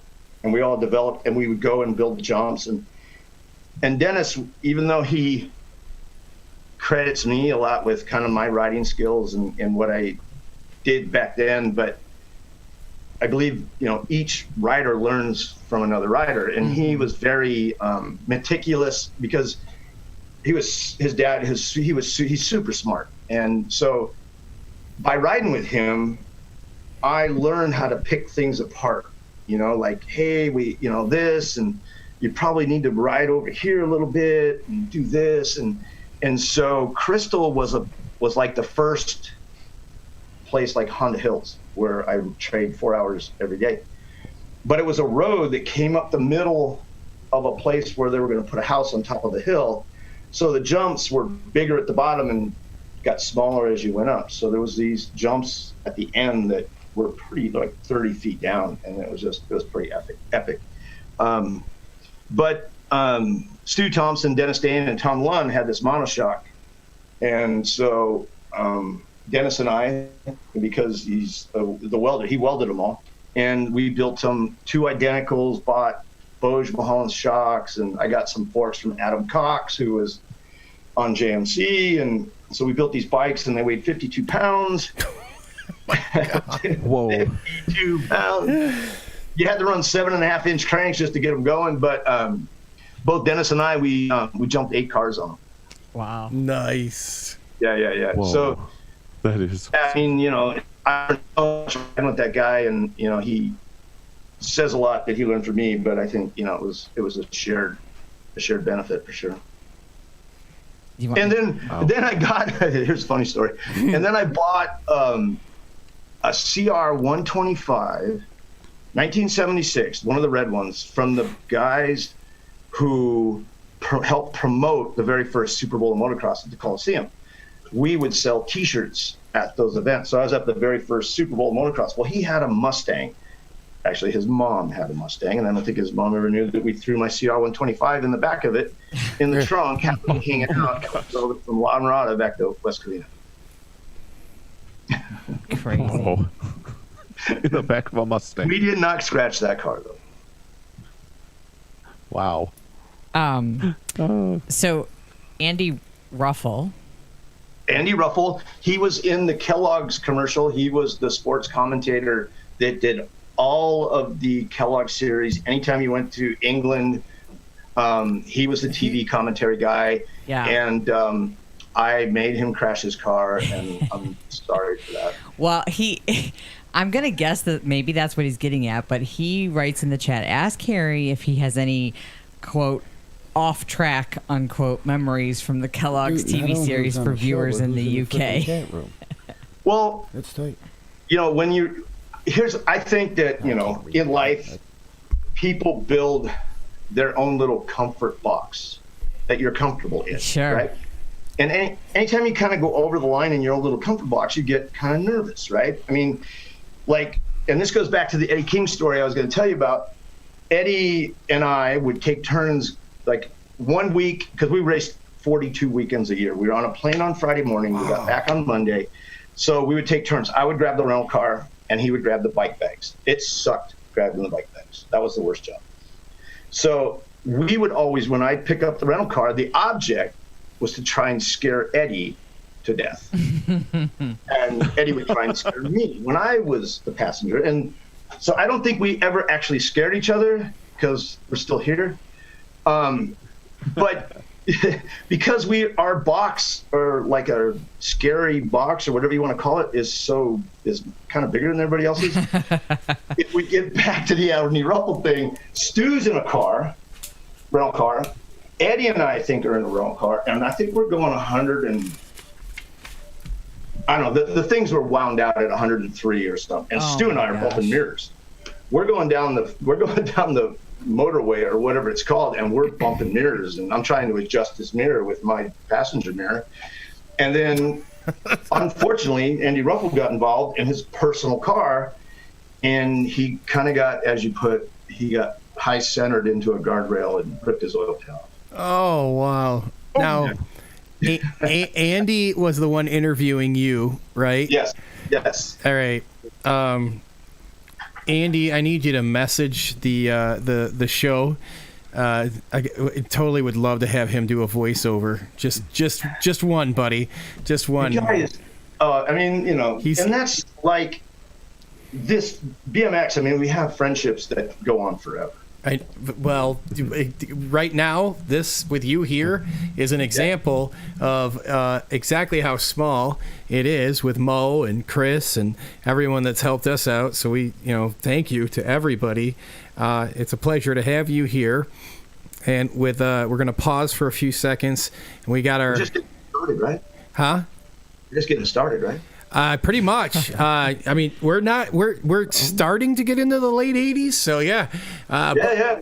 You know, I'm racing like in 2 weeks, so we got 90s. We got where it's at. Yeah. I don't think my computer will last that long. We're gonna have to get an extension cable. So we got our next commercial here from our friends at Truth BMX. If you guys want to have great it, bikes. Truth, great bikes. You can't handle the truth, but here's. Pull it on, snap it up, keeping you cool. You got the motion, lotion, and some dynamite fuel. McDonald's and you. Hauling freight, feeling great. McDonald's and you. Bunny hopping down the straight. Sharing good times together, whatever you do. Ants, hills, tabletops, whoop-de-doos. You may not win, but you sure can't lose. BMXing together, McDonald's and you.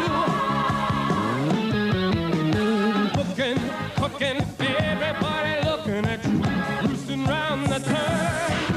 Freewheeling, what a feeling. You're a dino rhino, you got power to burn. Big Mac from the sack, shaking some fries. You're a mean motor scooter, and that's no lie.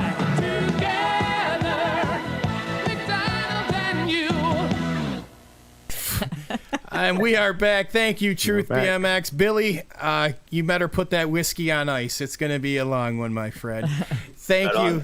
Shout out to our friends at Truth and Billy over at Gate 9 for helping us out with our design. Speaking of designs, what about that one that's right above your head? Where did that one come from? Sorry, it's above your head in the show. Sorry. It's the AKA the Leary, right? The Leary. Oh, that. Yeah. So. Yeah. How did that come about? How did you come up with it? So, there was this track in Orange County, Western Sportsorama, which was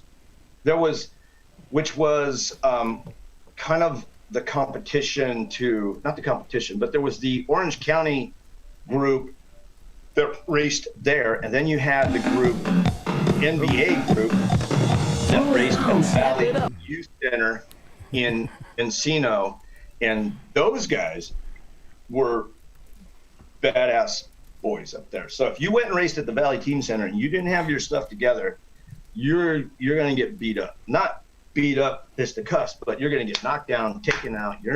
Neil Bonds, Bobby Encinas, David Clinton, Stu was there, Bob Hadley.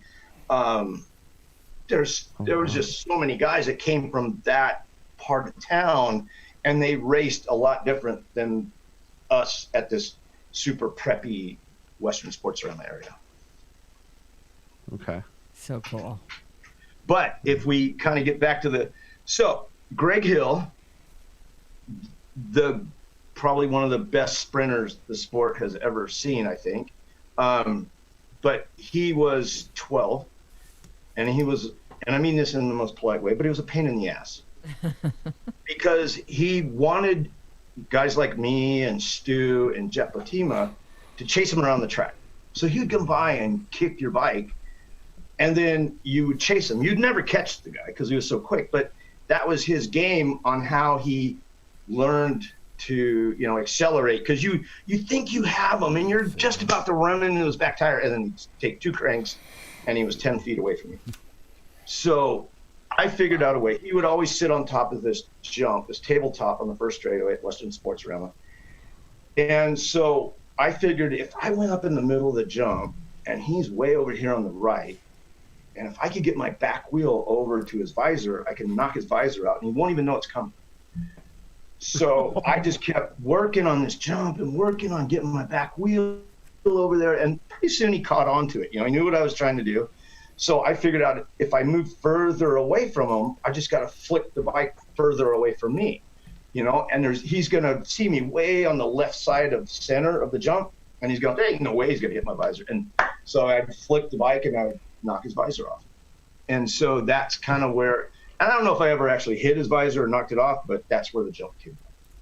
And so there's documentation that supersedes what everybody else says they have, and it's Well, yeah, I remember back in the day that there was a big controversy. Who did it first? Was it you? Was it Tim Judge?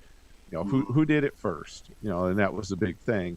Yeah. But yeah, you said there was a photo that was documented that you were the one doing it first. Yes. Controversy and over. that's your heard signature. it here. And I never breaking news. The and I could never do well. Actually, I as Judge could do what a Leary at the time, and so I have a picture somewhere of me doing a Judge, bikes out flat, legs sticking out, but I could never do it as good as he did. Oh, okay. Yeah. Yeah, because that was kind of his little signature thing. Yeah. Was that I don't know laying where- flat with the. I think it's in my garage somewhere, but I have it. So you pulling those jumps on the double XL, or did you give that up? To answer your question, I don't know if I can, and no, I haven't given it up yet. There's the skate park here in town that I go, I ride over there it's like a 10-mile loop I do here, and I always end at the skate park, and I watch the locals because there's a bike line, and there's a skateboard line, and there's a scooter line. So I'm kind of watching the guys on bikes, and so I'm trying to figure out the bike line. And just as I had the nerve, I rode down there at 8:30 because lights are on, and I know it's not busy. I had a helmet, my seat's low, and I go, I'm gonna start riding the skate park, and that's when COVID-19, and they have a fence around it. So that was probably God telling me that no, you're not ready. right. The older you get, the harder the ground gets. Divine intervention. Yeah. For sure. Funny. Yeah. Now this kind of brings you up to the 90s. So, well, that's it right there on the. Yeah, where did we transition? What brought you into the 90s racing? You had said you'd done some downhill. That kind of brought you to the late that would have been the early 90s. And where did we go into the 90s, early 90s with your career? So I dabbled in the mountain bike thing, and I raced off the Kamikaze at Mammoth, and it just didn't hook me like BMX. It didn't hook me like I already was hooked in the sport of BMX. And I went and I did pretty good, and I got those two, and I did pretty good in pro down. I didn't do pretty good. I did okay in pro downhill, but it's not as easy as people think. Everybody goes, oh, you're going downhill, and it's pretty painful, and you got to pedal pretty hard. But so 89, 90, 91, 92, I was in a relationship with one of the sponsor lady, Denise from Premier Helmets, and she was talking to me about you really kind of maybe get out of racing and figure out get a real job. When are you gonna grow up, Harry? What's that? When are you gonna grow up, Harry? I haven't yet, and that's my problem. So did you ever? I started to become the product manager for BMX for down there, and so I kind of migrated. I had to drive from Glendora to Newbury Park every morning, and how far is that? 89 miles one way. What the? Wow. Yeah. Okay. It was a 2-hour drive, but the job was incredible. Sure. Taiwan, the whole carte blanche. We were at the time, there was Diamondback and GT, and they're buying a lot of components, whether it's pedals, cranks, stems, grips, whatever it is, seats. So I'm putting together a line of bikes, and you have to kind of price point them out, and then you got to do each one in 3 colors, with graphics. And then you got to forecast, okay, it's like cars, what's going to sell the most. It's like so it was a great experience. To travel with Al Stonehouse and Byron Friday, who was a BMX guy. He was the mountain bike guy, and I was the BMX guy. And David Clinton was an inside sales rep for all the guys on the road. And then there was a guy, Tim Schmidt, who married a lady who worked at Diamondback, and so now you got this core that we're traveling around the world and we're speccing bikes and we're having a good time. And now Tim Schmidt is doing Fast House, and David Clinton is, a grandfather 3 times over, and did for Giant, helped Harry Kramer, be successful on the road, and it was just, and so I did that until probably '94, I think. But still racing. I mean, I wasn't. Eddie King was the DB pro at the time. I kind of backed away from being the pro guy, and Eddie was the pro, and Justin Green, Brandon Allen.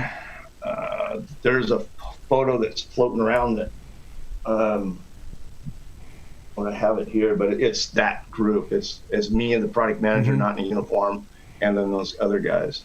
So did you do any four cross racing?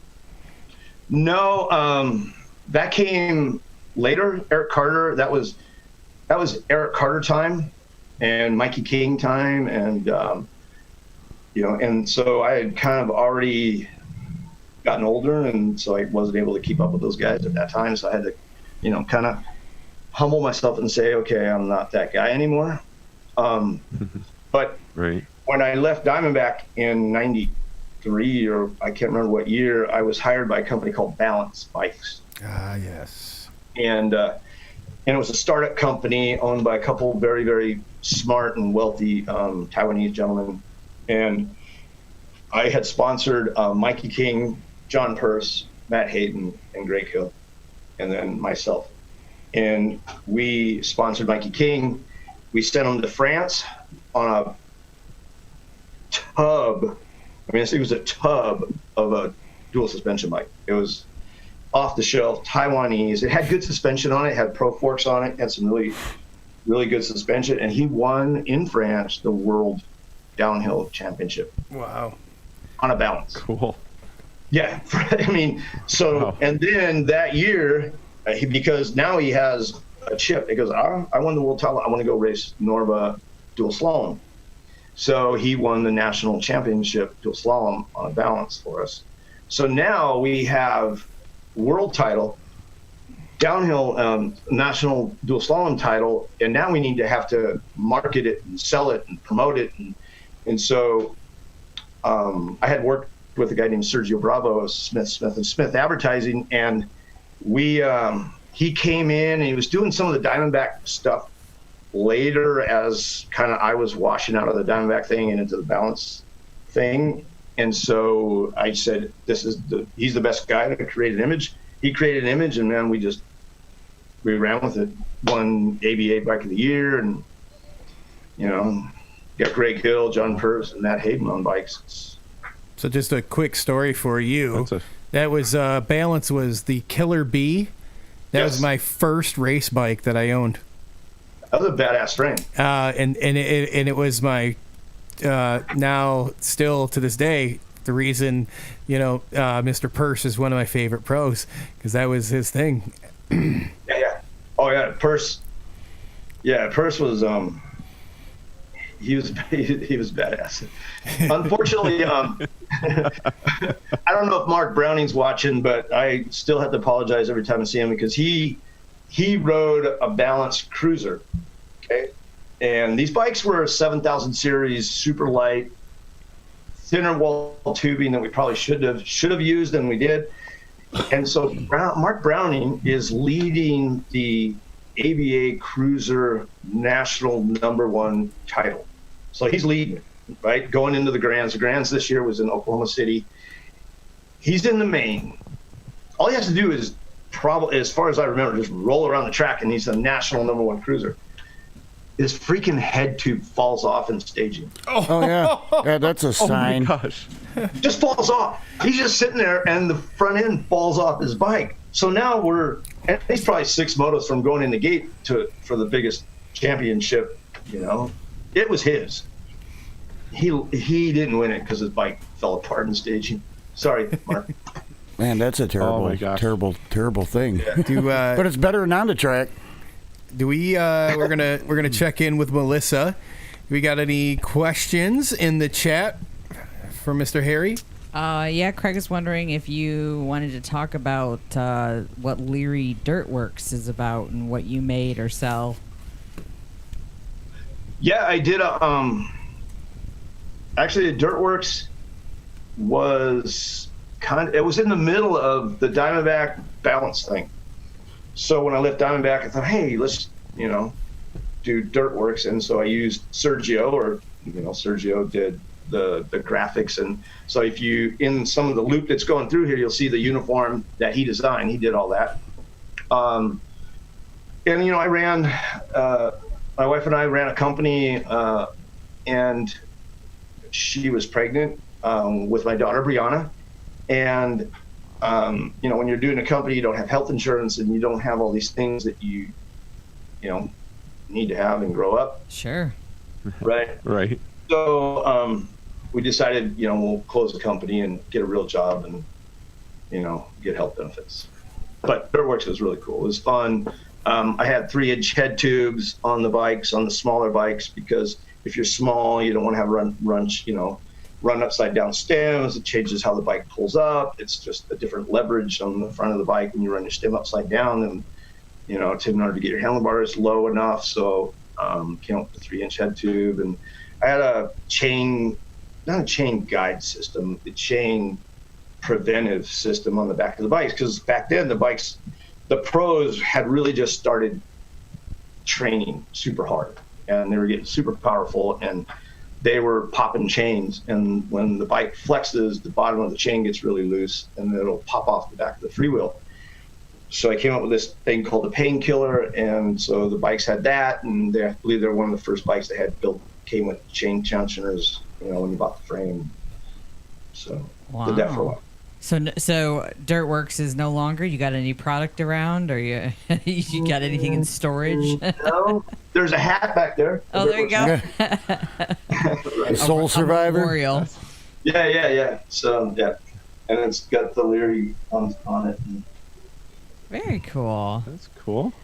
What about Lauren was reminding us to ask you about the 1982 Team Murray X24 commercial. I think that's on here. Is it? Yeah, that was the first commercial we showed. Oh, no, okay. It's not. That wasn't the one. There's an X24. X24. Got an X24 Okay. commercial out there, JT. Yeah. So I did a Huffy commercial and I did a Murray commercial, and I got to talk about Mike Horton too, because hopefully he's in the chat room. But anyways, he was a really cool dude. He was a pain in the ass though. I know a few of those. So I did the Murray commercial, and then Phyllis from Huffy, she hired me to do the commercial for Huffers. So they hired you to do the riding in the commercials, even though you weren't sponsored by them for your racing? Correct. And so Mike Bobrick said, if somebody recognizes that that's you riding those bikes, you're fired. And he wasn't serious. But he might have been serious. If you ever see the Huffy competition certified commercial, I'm jumping through this big, huge banner, and I'm in red and white with a red helmet, but I have my gray and black Diamondback bands on. Nice. So, giveaway. Yeah, shout out. So didn't Murray have 2 pro riders? Why didn't they use why did they use you? I just have to ask. I don't think they had a team at the time. Oh, okay. All right. This is This was early Scott Clark, pre Anthony Sewell. Okay, makes sense. And then back when I did the Murray, it was late 80, early 81, while I still had hair. It was long. Right. And so I had to. And then I stuffed it down on my jersey and then put a helmet on over the top of this black hood so nobody could see my hair. Oh my gosh. That was, and so Mike Bobrick had it made, and he goes, you need to wear this. I don't want anybody seeing your hide the blonde locks. Or cut your hair. So that was it. Yeah, Murray was actually my first BMX bike. I kind of got laughed out of the neighborhood. Everybody else had red lines and mongooses, and I showed up on the Murray, and it wasn't the status symbol I thought it was when I got it. Little did you know. Yeah. I was trend setting. It was though. Yeah, things are different when you were 12 in the 80s, man. That bike was everything. Right. Oh yeah. I hear you. There's a picture of Nathan that just popped up. Yeah, on the turbo that I raced.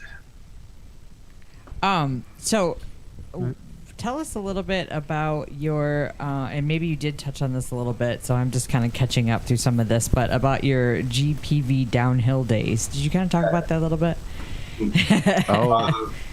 That's a little different. You might need to explain a little bit what that is. That was insane. Yeah, that's Lauren. He's helping me bring up some of these good topics. Lauren. Oh yeah. So my buddy Alan Lane, who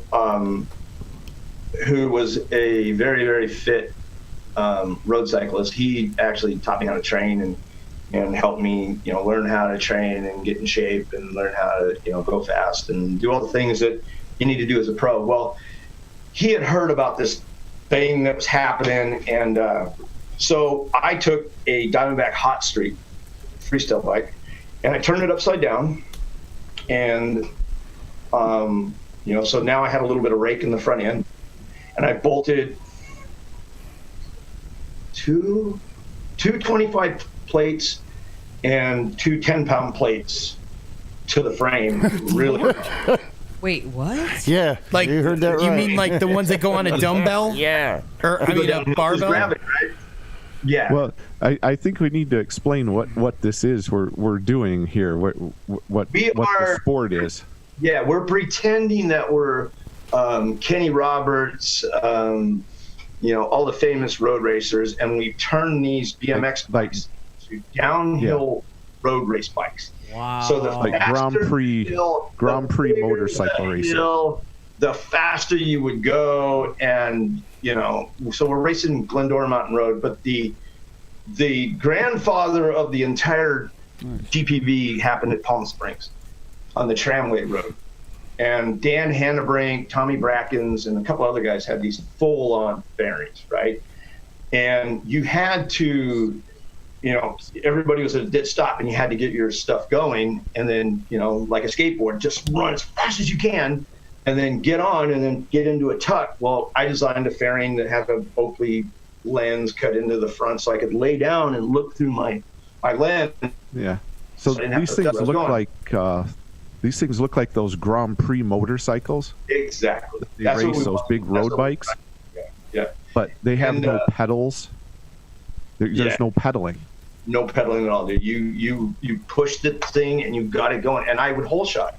Do you have brakes? And I was leading the. If you watch the video, there's a video. I had the whole shot in the tram, but the guys with the fairings, they're coming. Tommy Brackens, I think, went 92 miles an hour. Yeah, I actually just watched the video of him doing that last night, and he was cruising. I went 86. Wow, miles an that's hour nuts, man. On 20. And so, but in practice, you had to go through the toll booth down this tramway. Well, the toll booth is 6-foot wide road on each side of a big booth in the middle of the road. And at this point, you're going 60, easy. What? So I was following Eddie, and Eddie was always an innovator. So he put sew-ups on his bike because he figured, I'll get her. And he did, and he was pulling away. But what happened is he dragged the brake as he was coming up to this toll booth, and it blew his rear tire up. And he started crashing as he's going through the toll booth. And I'm right behind him watching this whole thing. He wadded this thing up big time, broke his hand, and we're in the middle of the ESPN Pro Series, and now he's got a broken hand, and so he's out. But I think Alan Lane made the main, I made the main, and I think I got 5th or 6th. Dan Hannebrink won. He went by Tommy Brackens like he was standing still down the left straightaway. Steve Bemke, back in the day, worked for Shimano, and there was this downhill right to an uphill left, and that was the fastest part. Well, he couldn't get the bike to turn left going up over the hill. He went off into these boulders that were like 12 feet in diameter and broke himself. Oh my got helicoptered gosh. out. Yeah. So he what? He broke himself. He good Lord. went off Smashed course, hit a himself. big, huge boulder, and had to get airlifted out. Yeah, boulders don't give. Yeah. No. No, not 12-footers. Hey, we got. It was horrible. Yeah. We have another one of our retro commercials we're going to jump into here. Now, we got 2 commercials left, so this one is the last retro one that we've got. And then we have Mighty Mo's commercial, and we have a little story behind that commercial, why we didn't go retro. But this is our retro commercial brought to you by RSVP Wedding and Event Designing. We want to thank them for jumping in and supporting us. So here is our retro commercial from RSVP. They're here.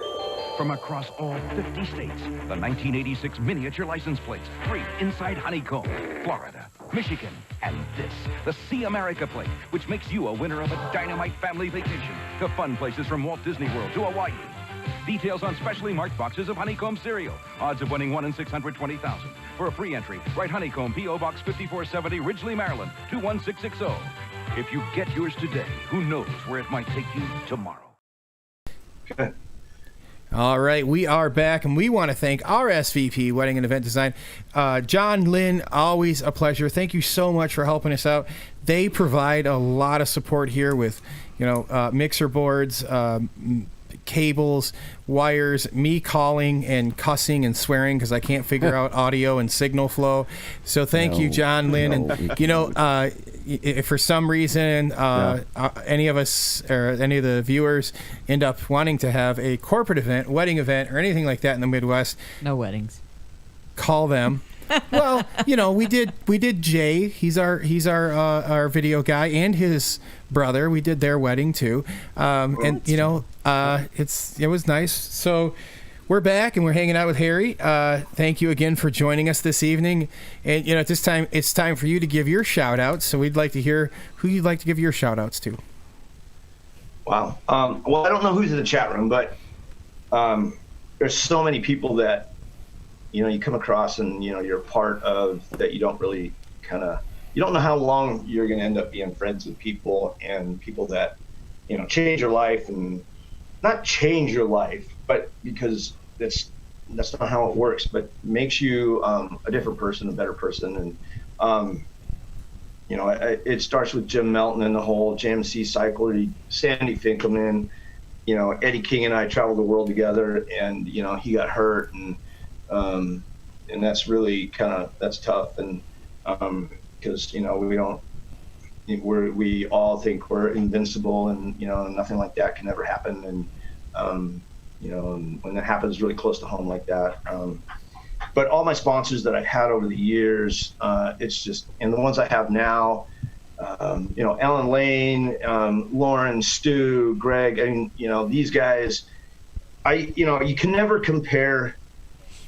You can't compare what the friendships that we have established and developed to guys that have gone to war together, because that's the ultimate sacrifice. But you develop a brotherhood and a respect for guys that you've gone to battle with, and you've hated, and now you're good friends, and you respect them, and it's just amazing how to this day, I don't really know anybody in my high school or grade school years. Not friends with any of them, and never really was, because always on my bike.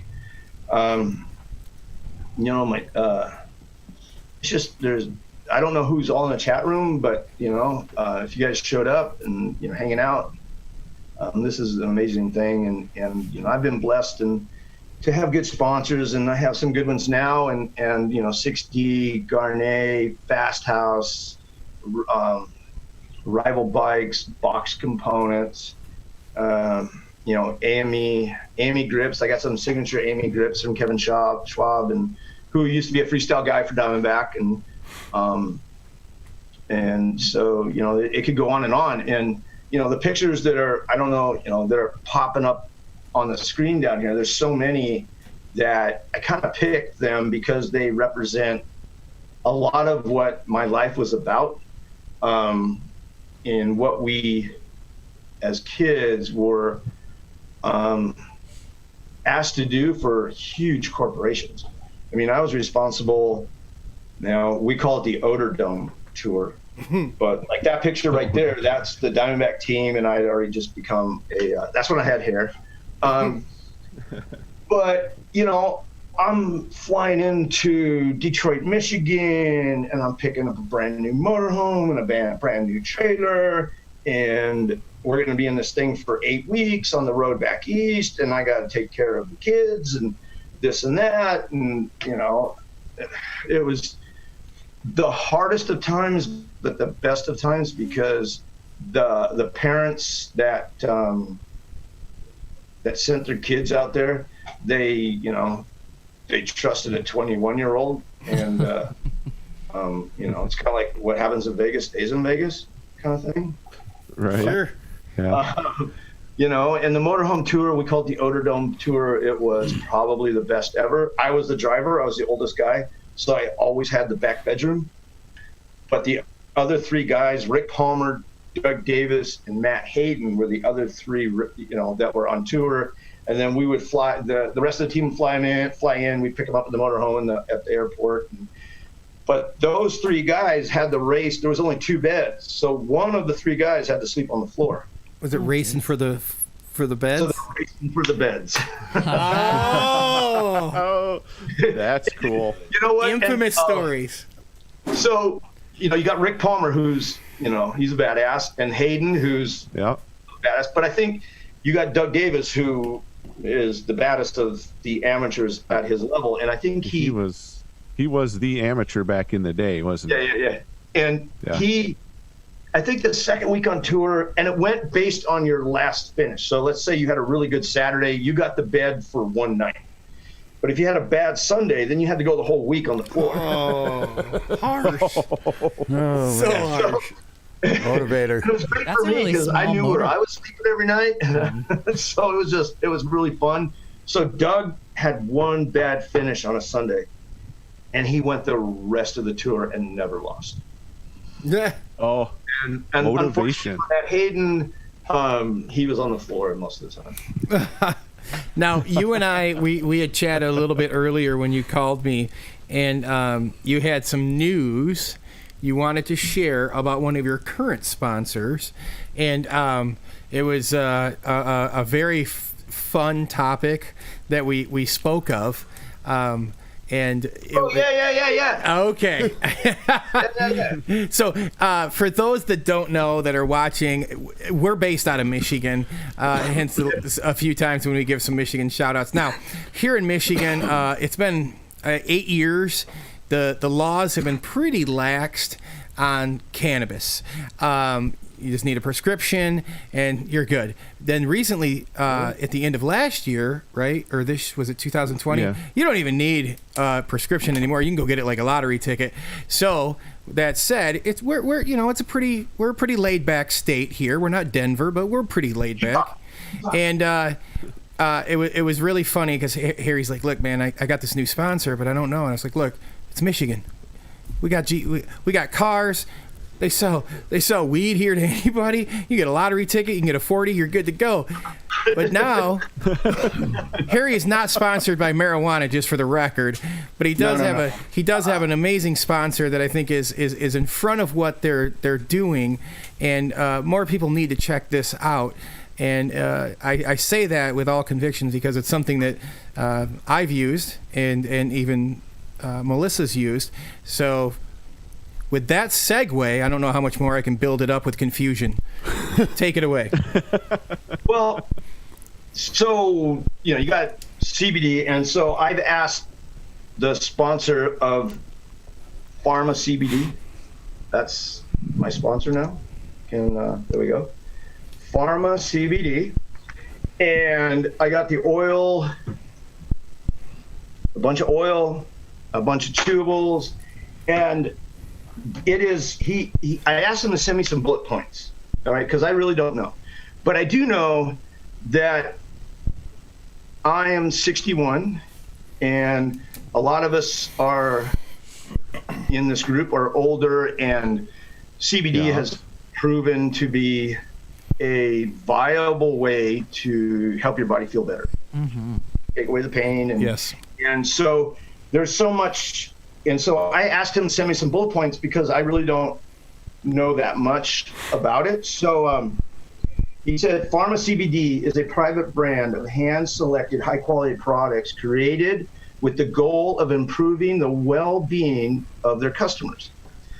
And I'm a customer. You guys, you know, a lot of people have heard CBD. CBD is one of the 100+ different cannabinoids found in hemp. Each cannabinoid has properties being studied for its unique ability to treat a broad range of ailments, including arthritis, inflammation, anxiety, stress, digestive-related issue. The owner of this company has been a long-time BMX racer and enthusiast and has been in the sport forever. So he reached out to me and I said, hey, you know, I'll try it. I tried a little bit, you know, 2 or 3 years ago, and it does in fact change how you feel. It, you know, I have been pulling on the handlebars for, you know, 50 some years, and I feel better now than I have in a long time. I mean, I ride every day, but it does everything it says it does, and it's, you know, just you know, one of the big confusions with CBD is you do not get a high from it. No. Right? Well, if There's done no right, you're not supposed to. Yeah, there's no THC in the CBD. Yep. That's I think that's going to be Chris Beer's next rap album right there. Yep. Chris Beer's next rap album. Well, that's why it helps to get from a reputable company. Yes. So this is the oil, right? Pharma CBD, and he didn't mention his name, and so I don't know if I want him to mention his name, but you know. Then don't mention his name. Awesome. Sure.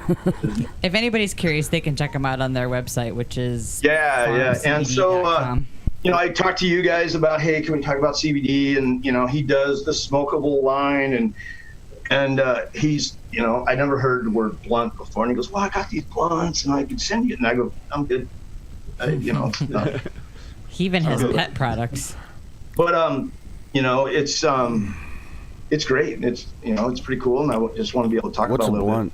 It's so one of the things that I was turned on to was the anti-inflammatory aspect of it, and if there's one thing I know that it does, it takes care of that right there. I couldn't tell you about the anxiety and all that stuff, but it definitely takes. It's better than ibuprofen. It works. So, you know, make sure you guys are checking out the Pharma CBD. It works.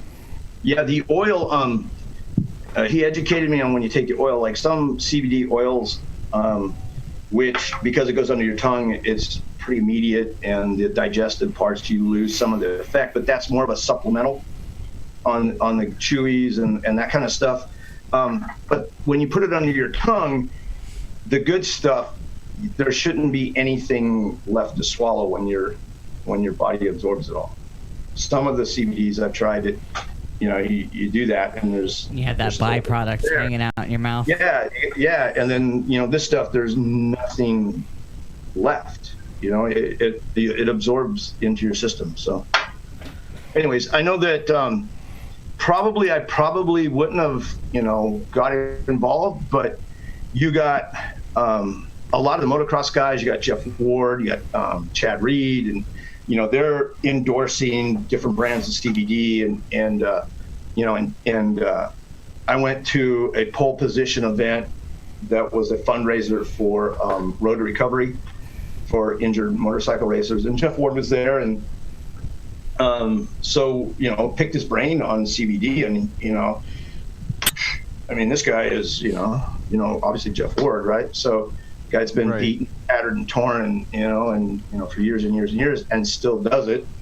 You know, IndyCar, got second in Indy, and you know, he's a good all-around guy, and he swears by this stuff. So, by CBD, and so I kind of like it. I mean, you know, if it works for you, I don't want to beat anybody up. No. We have one more retro commercial, right? No, we didn't do Paul's commercial yet.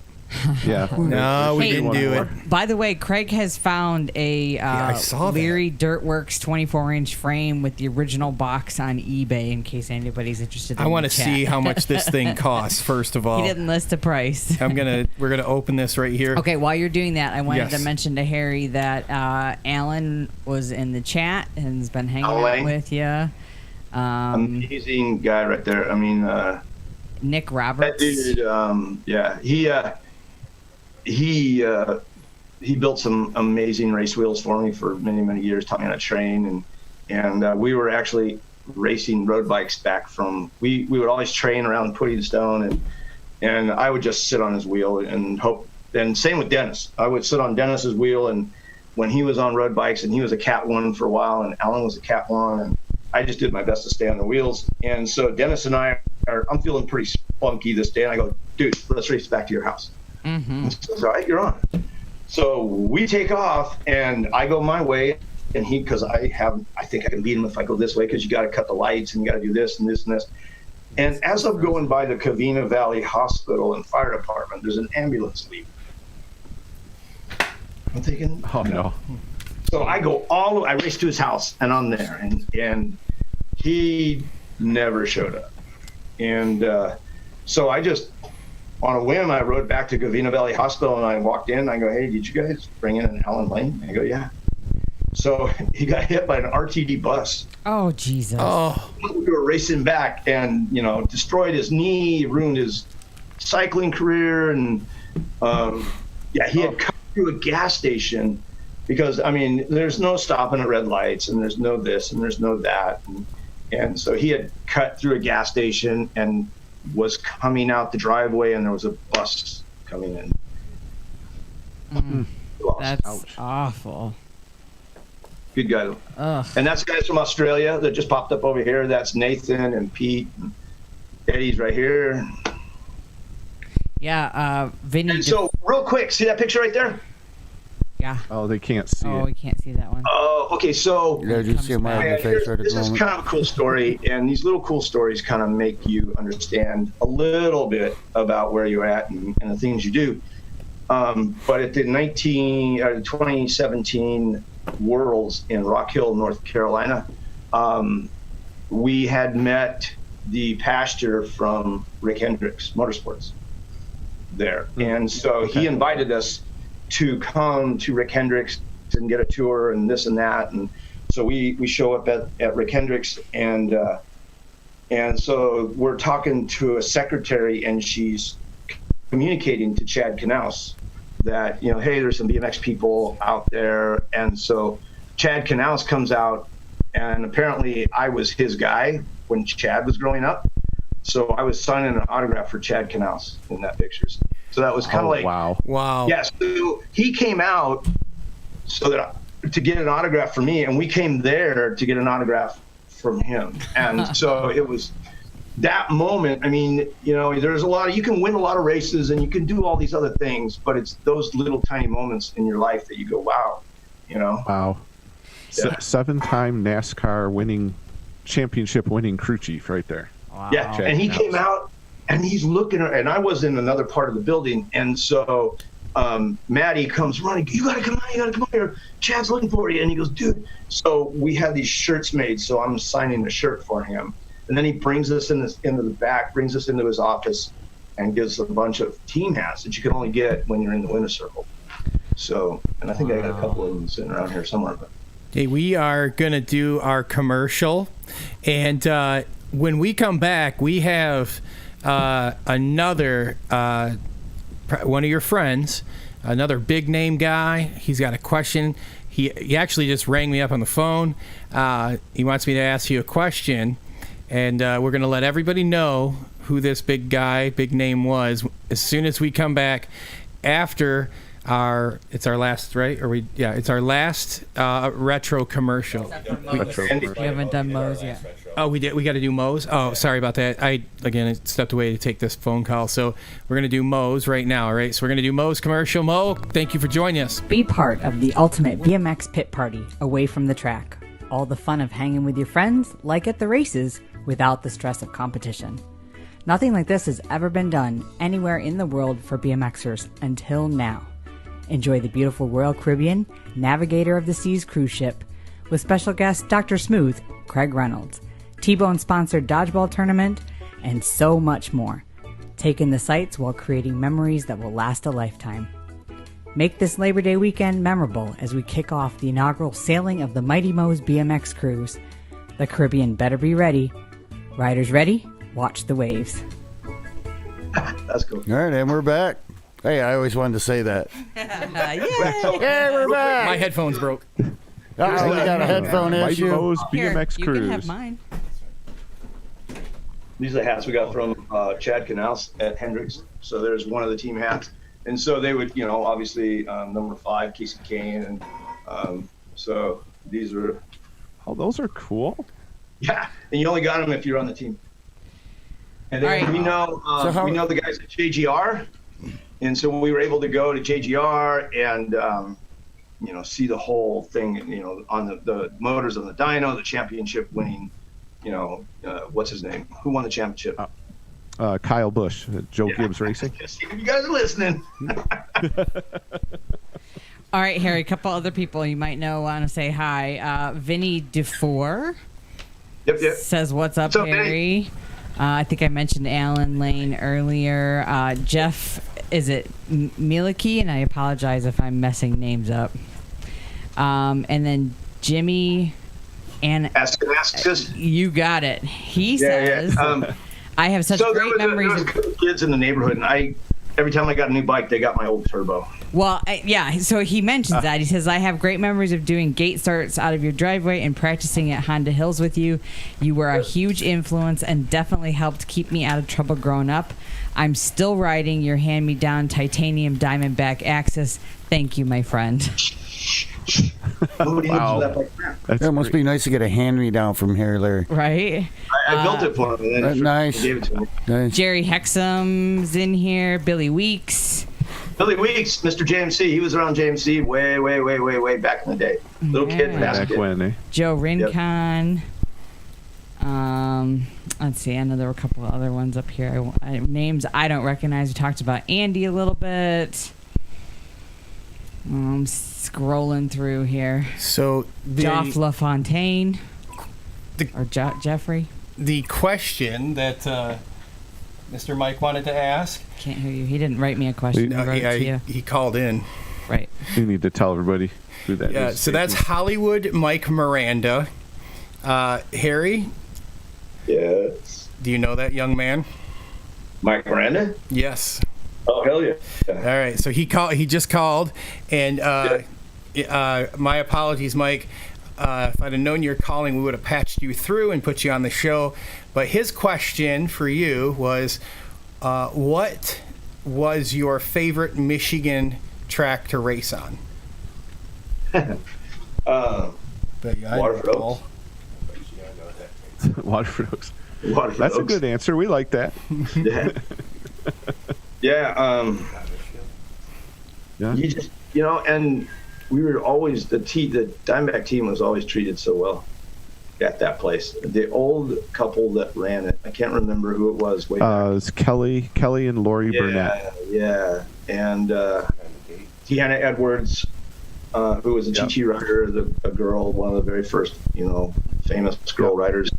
They lived there on the lake, and so after we would go over to their house on a Sunday evening and water ski at the lake and have a barbecue and in Midwest, and everything happened at Waterford Oaks. And I had one year I got hurt the week before, blew my knee out and couldn't do anything, but Sandy wouldn't let me go home because we had these promotional obligations that Team Diamondback, that's part of what we did. We showed up at bike shops and we would sell bikes. And so we had all these bike shops lined up, and I couldn't go home until after Waterford Oaks. So the bike shop thing, was that kind of like a show and tell thing? You'd come in, show off the bikes, sign autographs for the kids that would come into the shop, that type of thing? Yeah, yes. And, we bring little things for the shop owners and and number plates and posters. The team would sign the Diamondback poster, and it would go up in the shop. And Sandy would talk business, and we would talk to all the kids, and because we would bring the whole range of riders from Aaron Stevens, and Cindy Ainsworth and Lisa Terry, and we bring a whole range. And then I'm the old guy, and you got Eddie and Pistol Pete, John Copeland and Doug Davis and Mike Horton, and the list goes on and on. And there's stories about Horton. Stacked team. There's stories about, and his nickname is Hortitty, by the way. I thought it was Hollywood. Who's that? I don't think Maddie's listening. Oh, that's somebody else. Hortitty. Hortitty. Mike Horton. I nicknamed him Hortitty. I bet he appreciated that.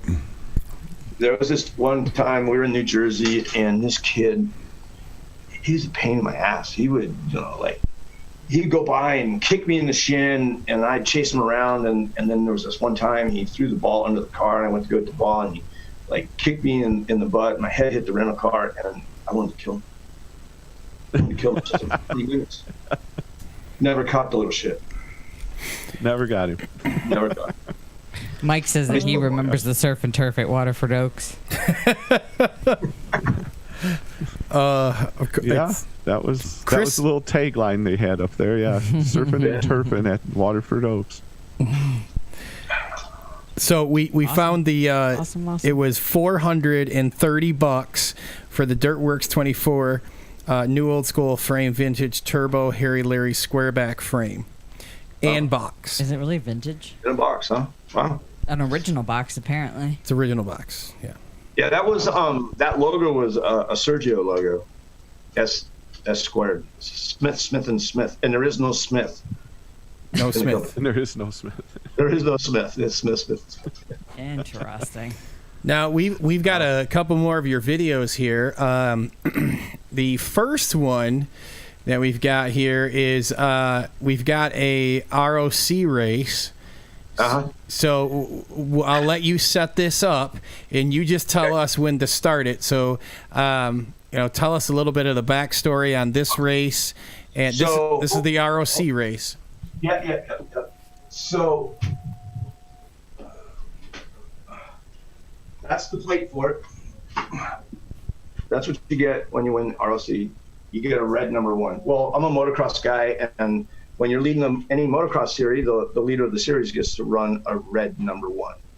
And so when Patty and I decided to go to the ROC that year, I put a red number 1 motocross picture plate on my refrigerator. So there was no way I was not coming home from Oklahoma with this red plate.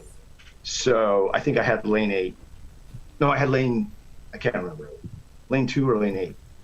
So yeah, it was a pretty good lap, and probably one of the best memories I've ever had in the sport, which says a lot. Only because Patty and I really worked hard together to win races, and we went there with a goal and a mission, and we got it. Mission accomplished. Well, here it is. Yeah.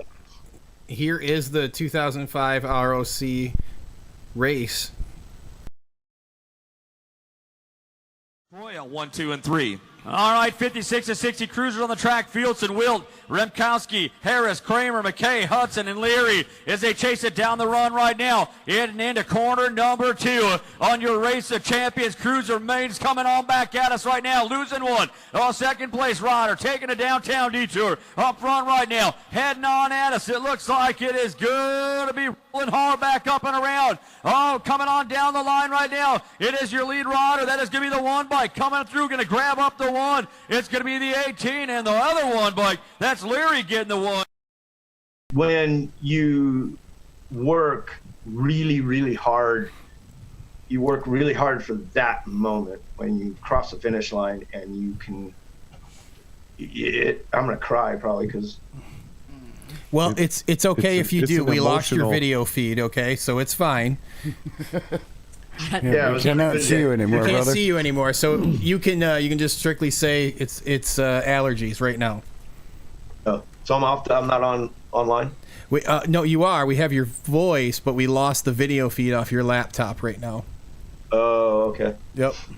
Is that okay? Hold on, maybe I can figure it out. I'm trying to refresh or something. I don't know. I'm trying. Yeah. You're fine. We got I'm plenty here, of, but yeah, we got so plenty of things up here for you. So I can see you guys, and you're good. Another one. Let's go. Keep going. Okay, so here comes your. This is the 2000. This is you winning the Grands the same year. Yeah. So the 2015 Grands race. And that is going to be right after the ROC race. So we're going to put this one up on the screen for you. And again, this is the Grands 2015 race.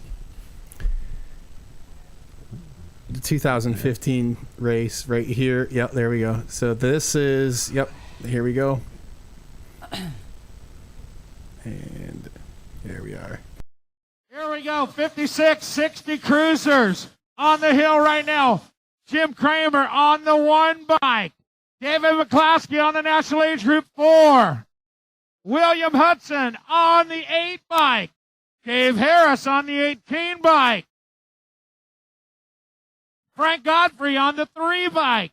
Wayne Wilt on the National Age Group number 9. Harry Leary on the Gold Cup 1. And James Repikowski on the 32.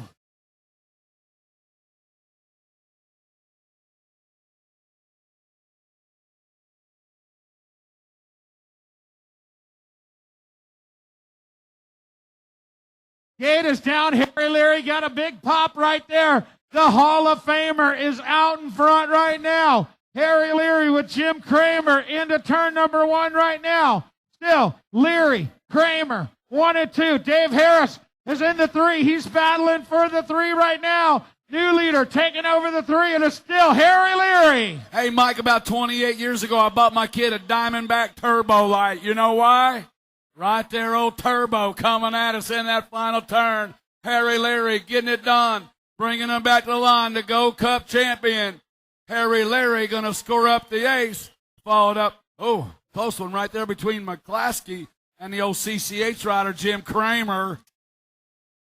We are back. Hey, so walk us through that race. There you are. I see his face. We got your face again. There he is. Now, all right. Walk us through that race. I mean, you had a heck of a snap, man. It was yours. So take us through that one, man, because there's not many of us in this room that's won the Grands, if any of us. But I have. Oh, Jason! Jason just merely does this because Jason's won. Our video guy, like, hey, maybe I have. I got a set quarter in the living room. From that race. That trophy's in my living room, but. Well, it might not. It probably wouldn't fit in your office just because they're that big. It's kind of tall, but there is no show, and there is nothing like sitting in the gate at an ABA Grands. It doesn't matter what year, it doesn't matter what class, and you got those because ABA or USA BMX, they bring the best announcers to the event, and so. When you're in the gate and Mike Redmond is on he is the man. You go into this trance of, and you can only do it if you've been racing and you understand what getting in the zone is and putting yourself in a mental place to where time stops. You don't hear anything. The only thing that your eyes are on the top of the gate. And you're waiting to hear the word, that first beat. And then all of your training, everything you've ever done, all the years that you've raced, it doesn't matter. Everything that I did from 74, the 80s, the 90s, the 2000s, the decades, now, I couldn't run a lap like that had I not done all those years before that. Absolutely. And that's where racers don't really understand. Everybody goes, I want to win the Grand. Well, great. That's good. But you better start working like right now so that when you get to the Grands, you actually have the tools and everything that it's going to take to get in the gate and believe that you're going to win. Not that you can win, that you're going to win. And people lose sight of, the daily work that you have to put in and the sacrifices that you do and the long road rides at night, climbing hills, doing downhill sprints at night in the cold.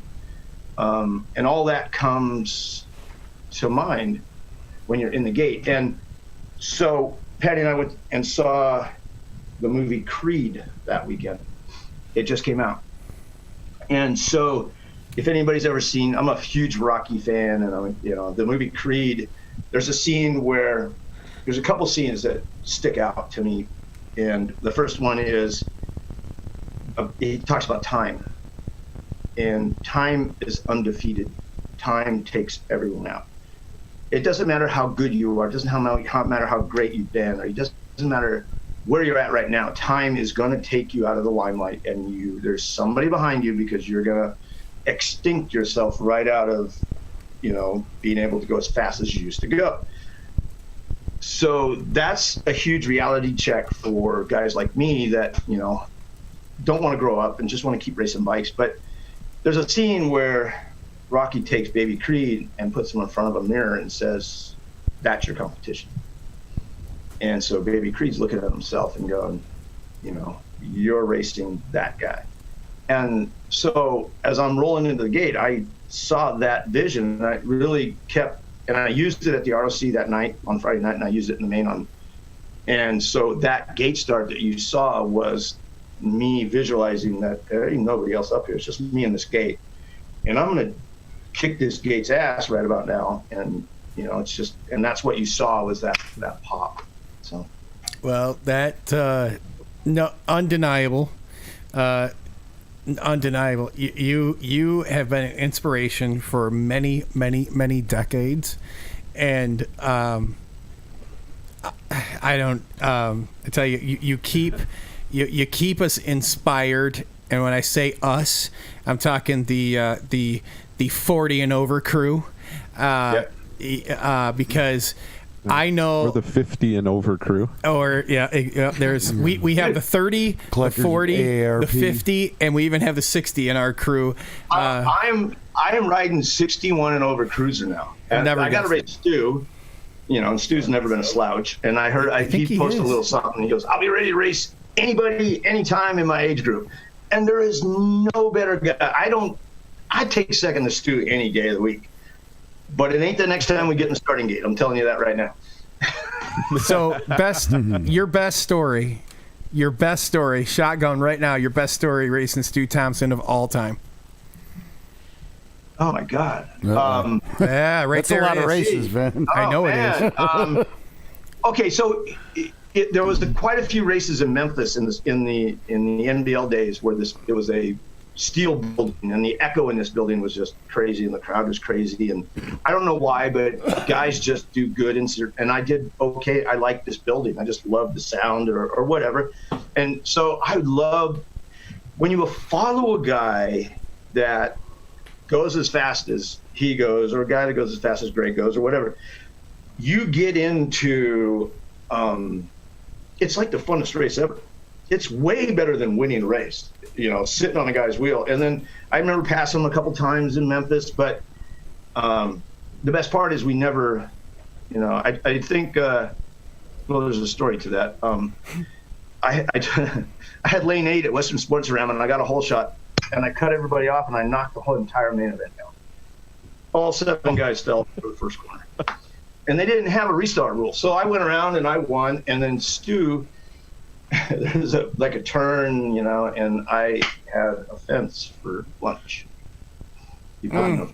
Yeah, so that was like an instant respect, So with that, it's funny you bring that up, because as soon as you said there's that building, there's that arena, there's that track that you always do good at, for some reason, for me, it was Morristown, Tennessee. And I was an East Coast, I'm East Coast guy. So with my profession, I never got to go really do a lot of the ABA Grands or USA BMX now, but I would be able to sometimes sneak away just for the short time and go down there and race. But that race was always the one. For some reason, I could pull it together, whether it was just because I loved waking up and I'd look out the hotel window and I'm looking at the Appalachian Mountains and I'm like, God, this is so beautiful, because Michigan's nice, but I live in the lower part of Michigan, and it's kind of flat, and I was like, man, you're at the base of the mountains. It's beautiful every morning. It was beautiful there. But everyone has that one place, you did good at, and I would love to hear. I want you guys to tag it, just go to our page, go to our Facebook page. Just tell us that place that you always did good. It could be the Grands, it could be Louisville, Rockford, the Y. It could be, what's the one out? Black Mountain, DeSoto. Our friend Chris Allen. It could be DeSoto. Yep. But put your story up on our Facebook page, because we'd love to share it. We'd love to feature it, and we'd love to hear it. And with that, Chris, what's your? I know Chris's answer is going to be Waterford, because Chris has been somehow tied to Waterford as an administrator for so many years, and then this is how I really got close to Chris. Is I took over. I came in and took the TO job with the help, actually, with Chris kind of poking and prodding me. So I'm gonna say Waterford Oaks for Chris, right? Yeah, I would say so. I mean, that's where I raced the most. You just turn it on. I don't have a gummy bear, do you? Real quick. What's that? Can I have a gummy bear real quick? Of course you can. Thank you. Sure. So, yeah. No, I don't get around a whole lot of other places, but yeah, Waterford would be probably the place where I would say that's my best place.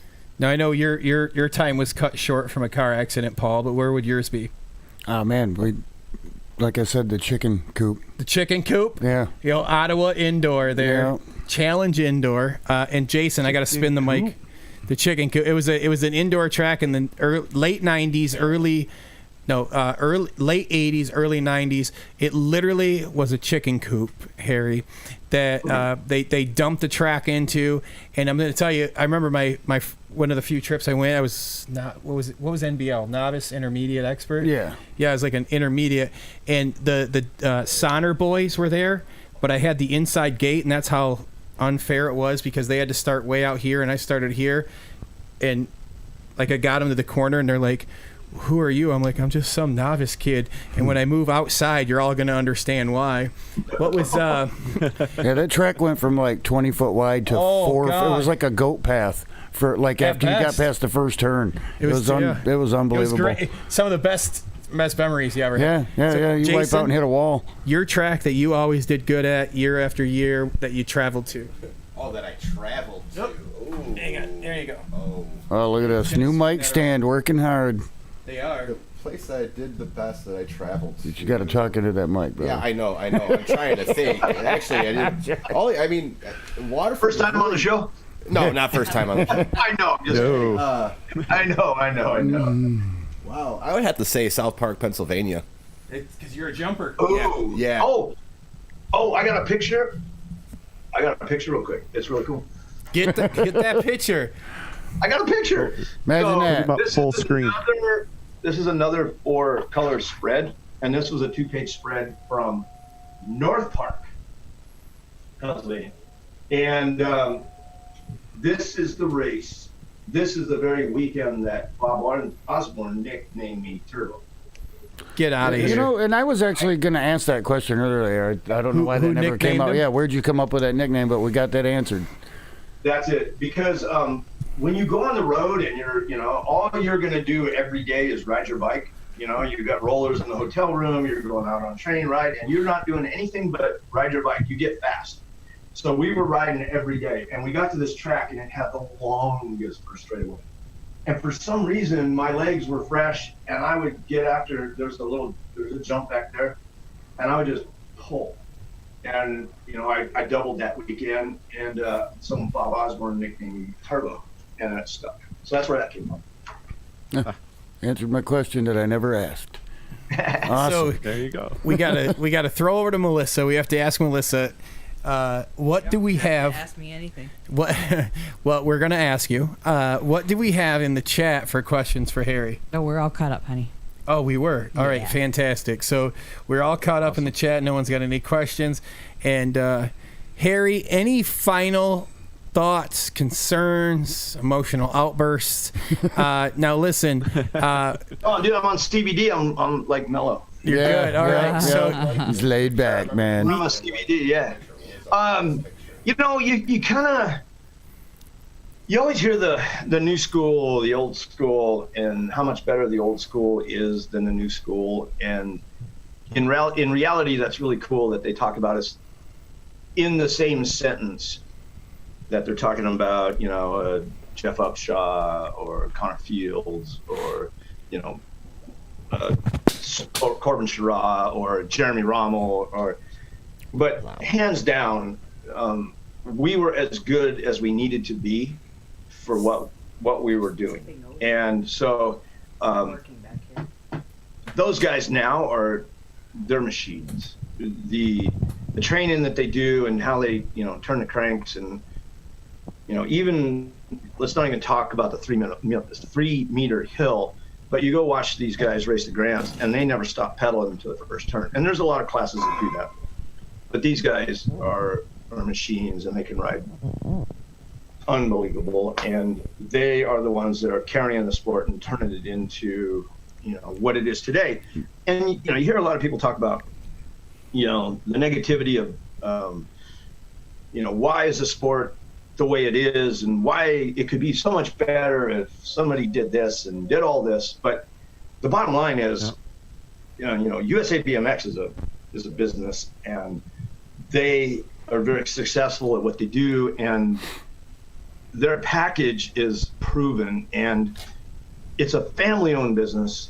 And if they have a forecasted 5% gain on their revenue every year, they don't truly have a responsibility to promote the sport as a sport.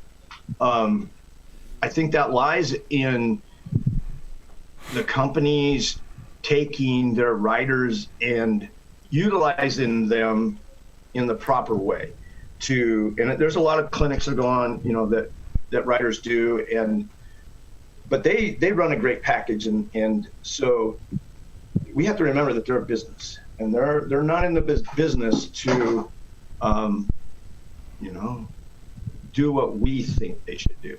You know what I mean? So it's really hard to run a fine line there. And you know, you go to the Grands and there's 538 motos on a Friday, and they run them like that.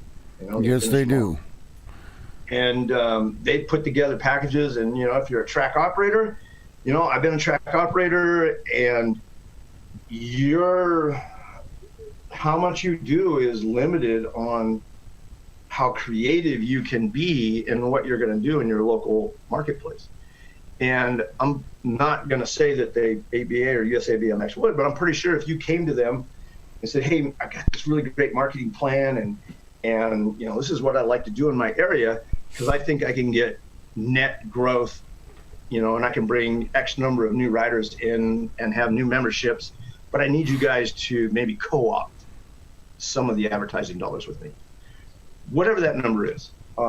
You know, if as a track operator is going to spend $1,000, maybe they can match it for you, like a, you know, 401k or something. I don't know, but there's so many great ideas that that I don't think have been used yet, if that makes sense. And I think right now we're in a great position to where with what's going on with COVID-19 and where we're at, and we're kind of starting over, and that's my favorite picture of Eddie there on the right. But I think we're in a really good place for, you know, everybody's going to be really excited to get back on track, and I know I'm going to be. So we are too. Right now. Oh yeah. What you got? One? Oh, I got a. We were talking about the modern pro riders. Do you have like a favorite guy that's riding now? Well, I mean, if I was going to pick a guy, I would go with Connor. But you know, only because of I've known him since, he was 8, and Jake Peebles I've known since he was 8, and Joey Bradford since he was. I got a picture. Hold on, I'll show you real quick. You know who Joey Bradford is, right? Yeah, I do. Absolutely. Bradford? Yeah. So hold on, don't go away. Now, well, he jumps away. If those of you want to ask some questions, one-on-one, when we end the stream, we'll be doing a Zoom one-on-one. You can join with Harry, ask your questions directly to him after we wrap up the show here in a few minutes. Go ahead, Harry. So, in the year 2000, Jerry Bradford, Joey's dad, brought Joey down to me, and so I started working with Joey. And so he was, in 2000, he won the UCI and the ABA World Championships. Look at how little he is. Oh, my God. Right? So he made me this plaque because I was training him, and, thanked me for, doing whatever. So cute. But, it really comes down to the rider and the willingness, to sacrifice and put your heart into something. And any trainer would, if they teach somebody just how hard you have to train, like that's what Alan Lane did for me. He taught me how hard you have to train. And I have thought I trained pretty hard, through my entire career. And during this COVID-19 thing, I started doing it on Wednesdays with Coach G, Greg Romero. He was doing these live training where you could virtual training. He was on a trainer, and there's all these people that are logged on and we're training. And I have never, ever trained as hard as I did with him 2 Wednesdays in a row. And wow, it's amazing. Had I been doing what I'm doing now back then, ridiculous. It's insane. It's insane. And I'm gonna win a 51 and over expert. I'm gonna win a 51 and over expert main event. There you go. Now we've got. Love it. I can't wait to look down at Billy Griggs. And I don't care who's the other guy, but I'm gonna be on the top step. And I'm gonna be the last guy to walk up, and I'm gonna make that happen this year. So we're gonna. With that said, we're going to wrap it up. We have Melissa. Do we have anything? I have no microphone, so finish it up. All right. So it's in front of you. Is it? All right. Somebody wanted to ask about Get Charlie or something. All right. So Melissa's mic died on us. We apologize. So the receiver's dead too. I will slide out of the way and hand the microphone over to Melissa, and she's going to do our trivia question. And I'll hand the headphones over to her. Trivia question. You don't? I have one. So here is. Hang on, I have to go way back in my notes. I was enthralled in the conversation. I never. There you go. That happened. So hang on, I have many here. So we have our. We got our trivia question for the night. We have a nice little prize package we put together. And what our trivia question is this evening is, what year did our guest start racing BMX? So those of you in the chat room. Can I call Lauren and ask him what year I started? Wait, do you want to know what year or age? It was what year? Because he said an age. I have the year. Oh, okay. And I'll make the correlation to why I know the year. Jeremy Hall says 74. God damn it, Craig. Whoa. Okay, so hey, now, hang on. So Craig, God, I think Craig sits and literally takes notes. All right, so Harry, what year did you start racing? 73. You said 70. Wait. Chris Merrill. It was. What did I say? That's why I said phone. You got to talk. I think it was 73. I got my very first trophy. What was 77? I got Oh shit! Yeah, no, he's right. I had pro. Yeah. No, well, so I mean, no, Craig, he wins. I mean, Chris had it right. That was the year he started racing. I had pro wrong. Right. Okay. Yeah, Craig had the year he went pro correct, even though we asked what year he started racing. So it was 73. Chris Merrill. What we need you to do is Merrill. Yes, Chris Merrill. Please message the show your address, and we will ship out your prize package. And 77 was a year you went pro, which happened to be the year I was born. Me too. What a coincidence! It was the year I graduated high school. So Chris Merrill. Yeah. He okay. So here's the whole real quick. You guys don't have to go anywhere, do you? So anyway, we got to wrap, and then we go to the after show. That everybody that's in the chat is welcome to join us in the after chat on Zoom. Okay. Well, I got a story about racing the unsponsored track sponsored. I put somebody else's clothes on and raced. If that's not a teaser, I don't know what is. The Get Charlie thing, because Chris Merrill wanted us to ask him about Get Charlie. Hey, so very cool. Thank you to everybody that kind of hung out, and hopefully you guys hang out for the after show, and we'll, Yours on now. I got plenty of gummy bears, and Can you zoom some of them over to me?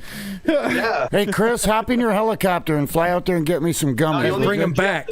Yeah, hurry up. No, he's over in Havasu, man. That's a few ways. If I had a helicopter. I saw Marvin Muscan and his amazingly beautiful wife Matilda standing on the corner as I was going to sprint today. Frenchie! That's what we call him out here because we're big Tomac fans. You know that, right? Well, so we call him. Some of us are not Tomac. Melissa is not a Tomac fan. She's a Ken fan. Oh, no, you got to go with Tomac, man. I'm a Honda guy, Shannon Gillette from the ABA. Ah, he's a good dude. Call it ABA. If you call USA BMX, they answer the phone ABA. So they're the ABA. Understood. So Shannon's a ride red guy. I'm a ride red guy. Clint Miller, my buddy. Him and I go way. Hey, can we do a racer Clint Miller? Is there Harry? Can we do a like a round 2 or a part 2 interview here again soon on the show? Just let me know. Hey man, I appreciate it. So there is so much that. Well, we literally made it barely to the 2000s, and we had to skip the 90s, which were lucrative for all things. They were lucrative. Yeah. We had to kind of skip them, and that only took us 3 hours. So we need a part 2. 3 hours. Chris, oh my gosh, Chris, you're home. And you are already where the mahogany runs rich, all right? So you're fine. All right. So Chris, he actually the reason Chris has to the reason Chris is getting a little. I don't have a damn plane. He doesn't. He's saying the reason he's getting itchy. He has to go outside and he's got to feed his 15 alpaca that he owns. What? His alpaca. Yeah, his alpaca. Do you eat them? No, he just lets them run around his mansion. He makes movies. Yeah, he actually pretty much. It's always something different every week. Here. No, it's so not. Much stuff over it here. just it bugs him because they filmed Batman Returns at his home. Yeah. At his house. Yeah, it was. They just used his estate. Oh, I can tell by the background. That's where they came down. It should be right there, right? Yeah, 10-4. Oh, so good. Now I got Harry Leary busting on me. Yep. Like you guys. It's been our goal. All right, so we're going to wrap it up. And those of you in the chat, we're going to put the Zoom after chat in here for you. Chris, why don't you let everyone know where they can hear the replay of the show, they can watch the replay of the show. And on behalf of everyone here in the studio and everyone watching, Harry, thank you so much for joining us this evening, yeah, sir. Thank you, dude. This was awesome. Thank you, Harry. We really appreciate it.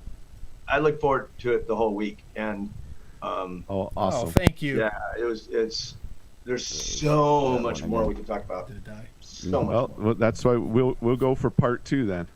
Yeah, and the other guys too. Reach out to Stu and Clint and Dave Clinton, and there's just those would be awesome to talk to those folks. That would be so yeah. I think you should throw some influence on those cats for us.